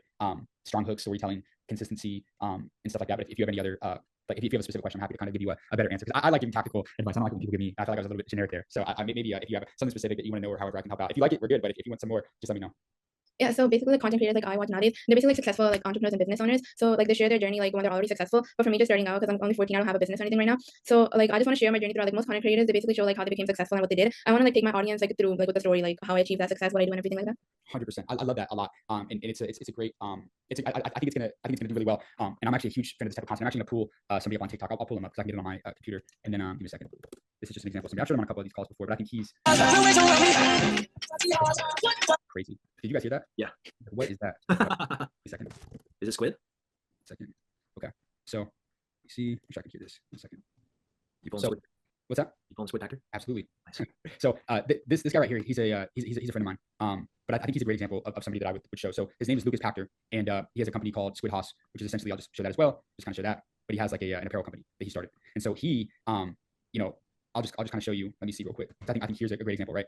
Are you in debt? Yes, I'm in hella debt, bro. Like at least a few $100,000. I just ordered like $1 million worth of inventory, and I gotta sell quite a bit of that to pay off the remaining debt we have. But this year is going to be massive. Guys, it's February, the worst month of the year for clothing brand sales online, and the month isn't even over, and we just had our best month of all time. You guys gotta understand, I have so many fucking killers in my corner right now. And why? Because I post about this shit. Like, sure, when I say I'm in debt, when I make videos, oh, I can barely pay my employees. When I talk about what it's really like to build a business, 90% of people talk shit because they're not doing anything. But you can't fake real. And when you're real, transparent. So I think this is something really important to note as well. It's like there's a misconception that you have to have like crazy quality to like make content, right? And he has 400,000 followers, 39 million likes, and like this is like as low production as it possibly gets. But I think he does a really good job of, and I'm just gonna pull up a couple videos of just like literally telling the story of how, and he's been doing this like ever since he started the brand. And so I think he's a great example of somebody that I would try and follow, where he does a great balance of, I'm trying to find, he's got a couple of really good videos where he's, give me a second, where he's like telling personal stories about like taking out loans and stuff like that and giving away 10% of his company. Let me just try and see if I can find these. I mean, any of these would probably be good to show.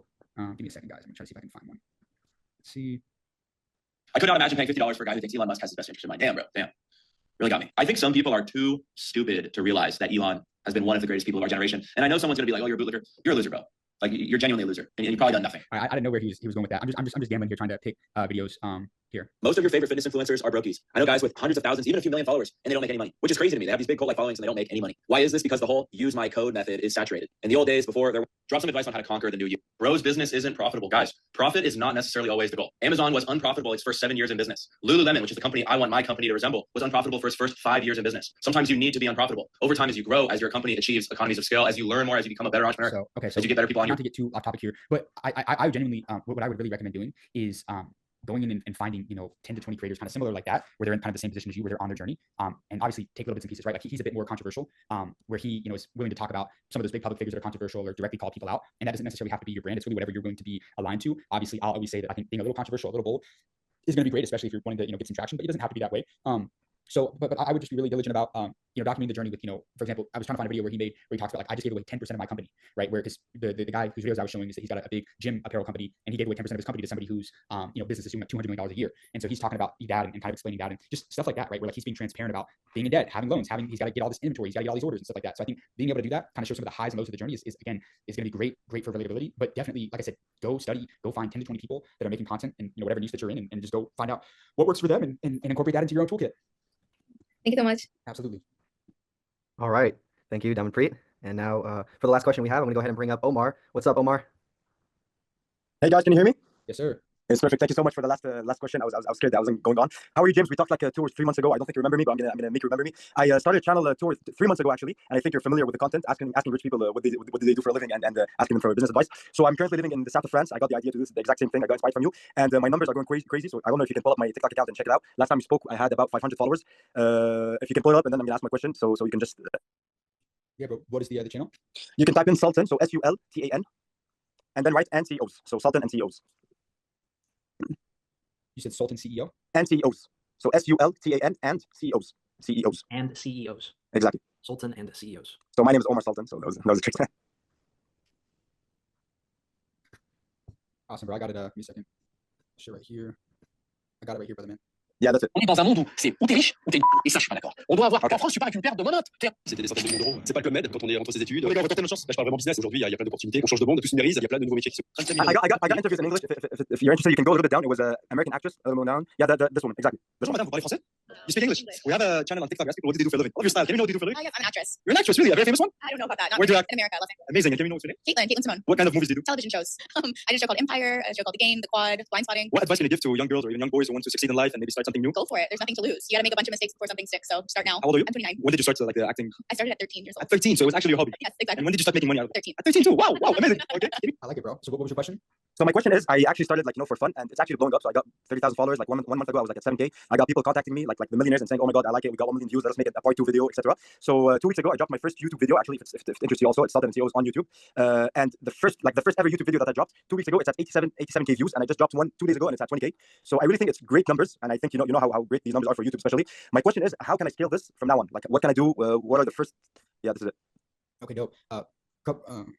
Okay, so do you have any people working with you right now, or is it just you? Sure. So my question was, how do I scale it up, and how do I bring a team to help me? Because I do the editing alone, I do everything alone. There's just my friend who films me, and like your brother was filming you, and that's it. That's really good. Yeah. So couple things here for sure. Yeah. So you need to start, like, you're starting to make money off of TikTok. You're probably monetized on YouTube now. You need to start making some additional hires, and as a creator, the first thing being like, number one, YouTube long form.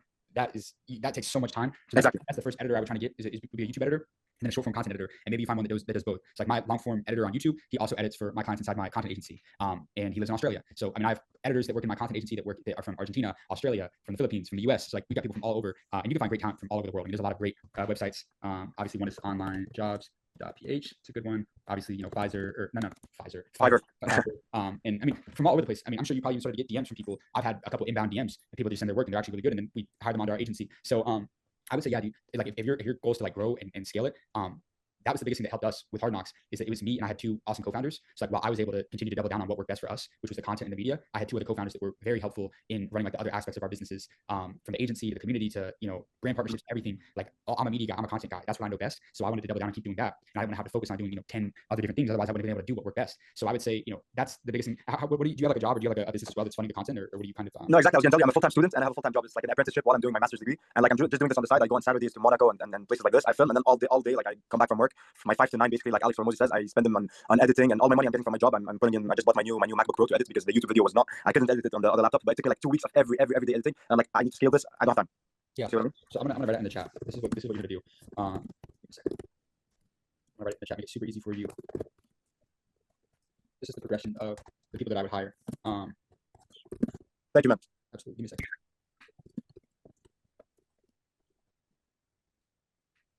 So first one, YouTube video editor, YouTube thumbnail designer, and then a short form video content editor. And then obviously if you have 4, obviously videographer, I'm assuming it's just like a freelancer. You don't need to bring a videographer on full time right now, but just, you know, pay him, you know, $100, $200 a day, whatever you feel like is, you know, what makes the most sense. And yeah, and that's kind of like how I would roll it in terms of like scaling. In terms of growing, it's like that's going to free up way more of your time to focus on a lot of like other things. So maybe now you want to start thinking about different aspects business-wise that you can start to grow. I mean, obviously you have an apprenticeship, you're getting your MBA. So I don't know what like the long-term goal or like vision looks like for you with that happening. But you know, obviously that's I wouldn't even say anything else really. I would say those 3 or 4 things right there is going to just free up so much of your time. Do that with the initial profits that you're making from TikTok and YouTube right now. You'll get that YouTube editor that's able to pump out 2 to 4 videos a month for you. Get the short form editor that's able to get, you know, because trust me, I know how long it takes to edit, you know, even a short form video, right? It can take sometimes hours a day to do just one short form video, right? So I would be really diligent about making those 3 hires, and then, you know, the rest you can kind of think about like business stuff. Okay, and my question would be, because you know about this content, the editing, it's about your intelligence of where you want to put the conversation, what's your hook, etc. So how can I make sure that the editor I'm going to hire, let's say, he has this intelligence of knowing where to put the conversations, what's the first 10 seconds, etc. Like should I teach him? How does it work out? Well, I wouldn't hire anybody until you like see their portfolio and see that they're able to edit exactly how you want edited. Now, obviously, in any form of like if you're great at something, the reason why people are terrible at delegating is because nobody's ever going to run your business like you are. Nobody's ever going to delegate. Like nobody's ever going to edit like you are. So find people that can do the job, you know, 70 to 80% as well as you can. I mean, find somebody that's great at editing and they can edit, you know, 70, 80% as good as you can, or as good as you like. And then you're just gonna have to spend a couple weeks just training and coaching them on how you want like the flow of your conversations to go in regards to like the interview style and stuff like that. Like, okay, what I would do if I were you is like, okay, get on a, you know, 1 to 2 hour long Zoom with you, and I would like edit a couple videos in front of them so they can see your exact thought process as, okay, in this interview, why did you put this here? And that way it's like, okay, when they start to kind of learn that, now it's like you're editing the video because you've trained them so good to where it's like you don't even have to worry about, you know, having somebody else edit it or mess it up. You know what I mean? Of course. My follow-up question would be, if I'm low on budget, do you recommend like any website that is like maybe cheaper than the other, or because I actually never like researched the market for that, but you know, as I told you, I'm a student, I'm low on budget, so yeah. Two thoughts on that. Number one is what is it? If you pay peanuts, you get monkeys. Okay, I see what you mean. If you pay peanuts, you get monkeys. Meaning like if your thing that you're worried about is like, you know, price. I mean, obviously, like I'm not saying go splurge on you know a $500, $1,000 video YouTube editor. Like I know that especially in your current state right now, where like that's just not feasible. However, I can tell you firsthand, if you get an editor who's slightly like who's better, but it costs a little bit more, he's gonna make you way more money than that editor who's just like not good at editing. But with that being said, you can still find extremely talented people that will edit videos for $10 to $20 a reel, and depending on what country they live in, that could actually be pretty good money, depending on like what part of the world that they're in. So I don't know. Again, I'm also not like a huge hiring guy. I kind of leave that to my partners. I'm just being transparent with you. But I can say that you can find editors and stuff like that all over the place. There's no shortage of them. There's always different editors in different parts of the world that are looking for work. So I would be, like I said, going into those websites, the Fiverr, the Upwork, the onlinejobs.ph. And again, go through your DMs. I promise you. Anybody, like you've got 29K on IG, I'm sure on TikTok, I'm sure that if you go through your DMs, maybe you don't, but I would assume that you probably have some DMs from people saying, hey, I'm a video editor, would love to help out. Check your requests on Instagram and all the different platforms. And try and see if you can utilize them to like just see their portfolio, see what they can do. But I mean, if you're low on funds, again, you know, just start small with somebody, pay them $10, $15 a video, and then just, you know, gradually, you know, grow from there, depending on, you know, the money that you're making off the content. Okay, sure. Thanks so much, James. I have a last question, which is a bit more practical. I got a guy who I interviewed on the streets. He got like 1.1 million views. He then contacted me by DM. He told me, I want to do a part 2 with you. I like what you did, etc. And I know like you know how to work this out. So I actually did it, and like I did a part 2 with him, etc. But what I want to know is that if too many people like him tell me let's do a part 2 and let's do another video, is there a way to monetize this, or is there like, how can? Yeah, I'm charging for sure.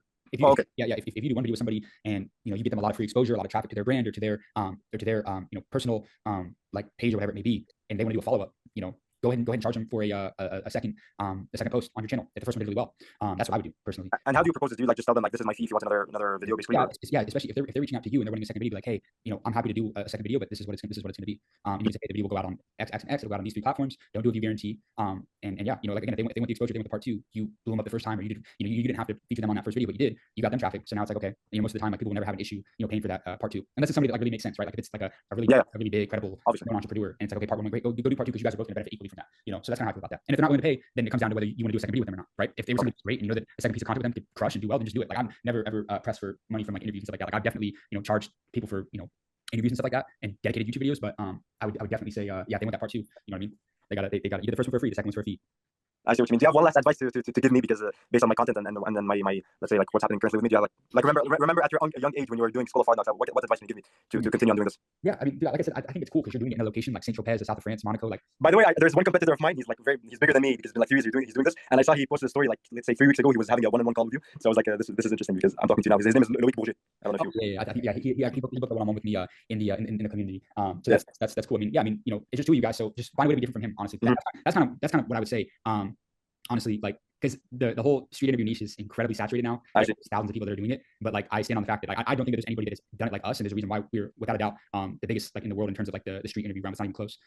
So I would just say it's like, okay, like differentiate yourself with the questions that you ask, the way you go up to people, whatever it may be. Obviously, a lot of it's going to overlap, right? You're talking about what they do, how much they make, whatever it may be. But just try and find a way to be like a little bit different. And then like I'm a huge advocate of just constantly being like an innovator within your niche, right? So obviously, being that you're doing street interviews, like street interviews have been done for 20 plus years, and people have done like every type of street interview has been done at this point. So yeah, man. I mean, I don't know. I mean, if I would just say like consistency is everything. Continue to travel. Like I think that's something that we did in the last year, like going to like Dubai and Saudi Arabia and all over the place. It gets you exposed to like a completely different type of audience. And like we tend to forget that like, okay, hey, there's a big audience here in the US, but there's even bigger masses and bigger audiences out in these different countries. And like you want to know how you can like never stop growing. It's like literally just keep on going to get in front of like different audiences, right? Like that globalization of content I think is going to be very important. And just don't stop. Just keep on posting. Okay, so the last advice is to probably hire a YouTube editor. And the follow-up question on this: should I, if I have my cameraman, should I buy a camera myself, and then when the camera guy wants to film me, I give him my camera, or if I hire a cameraman to film me? Because currently sometimes I film with my iPhone, but for YouTube videos, you even said it has to be a camera. And until now, I don't have a camera. For my only YouTube videos I posted, I hired the guy, and it was the millionaire who paid him. But I don't know what should I do for my next street interviews, because I want to do like your YouTube videos where it's like a 12-minute of only street interviews, but I have to have a camera. Yeah, should I buy one? So I got you. So pretty much what I would say is if you can obviously optimize for better quality. So like if you can if there's a videographer that you've been working with that has their own camera, go ahead and what was I gonna say? Yeah, go ahead and like pay them for their time. And again, as you start to get the profits from YouTube and other platforms and you're making good money, right? Put all that money back into the business, and then eventually, when you have some good money, then you can buy a camera for your team or for that videographer, whatever it may be. But like I said, you don't have the means right now to invest in that type of equipment, then use iPhone. Or if the videographer you're working with has that ideal camera, then just pay him, shoot with him. Like I would always be optimizing for higher quality, for better equipment. But like if you can't just buy like a Sony A7 IV or FX3 or whatever it may be, then then just use the equipment that you can get access to. So if somebody doesn't have it, and you work with somebody that don't have it, and just like I said, keep reinvesting those profits after you make those first couple hires. Because obviously, for YouTube, you're gonna want that like good, like actual like camera quality. So that's what I say.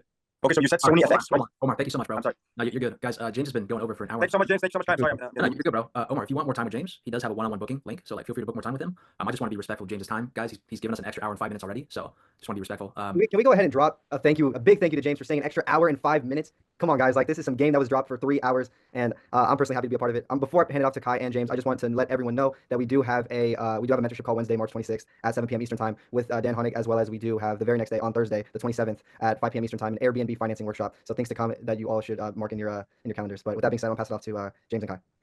Yeah, I mean, I thought it was a phenomenal call. James, as always, you brought amazing value, brother. I hope everybody got fantastic value on this call. And what can I say? It was a phenomenal call. What are your thoughts, James? Hey, appreciate everybody being here. Wanted to stay on for a little bit and drop as much nuggets that I can. Like I said, I like to do at least one of these calls every month just to kind of answer people's questions about content, whatever it may be. So we'll definitely be doing one of these next month, I'm sure, as well. And as well as we're gonna have 5 incredible mentor calls this upcoming month. So looking forward to sharing those very soon, because we got a great batch of mentors coming to the community. Kai mentioned that this Wednesday, 7 o'clock Eastern time, Dan Koenig, he's gonna be an awesome call. Make sure that you guys are there for that one. His businesses do over $40 million a year, and he's in the service-based business, which is really cool. So yeah, but obviously you guys need anything, you know who to reach out to. All the guys here are great, and look forward to seeing everybody on the call Wednesday and inside the community. All right, appreciate you guys. Have a great day. Thank you so much, James. Have a good night. Bye-bye.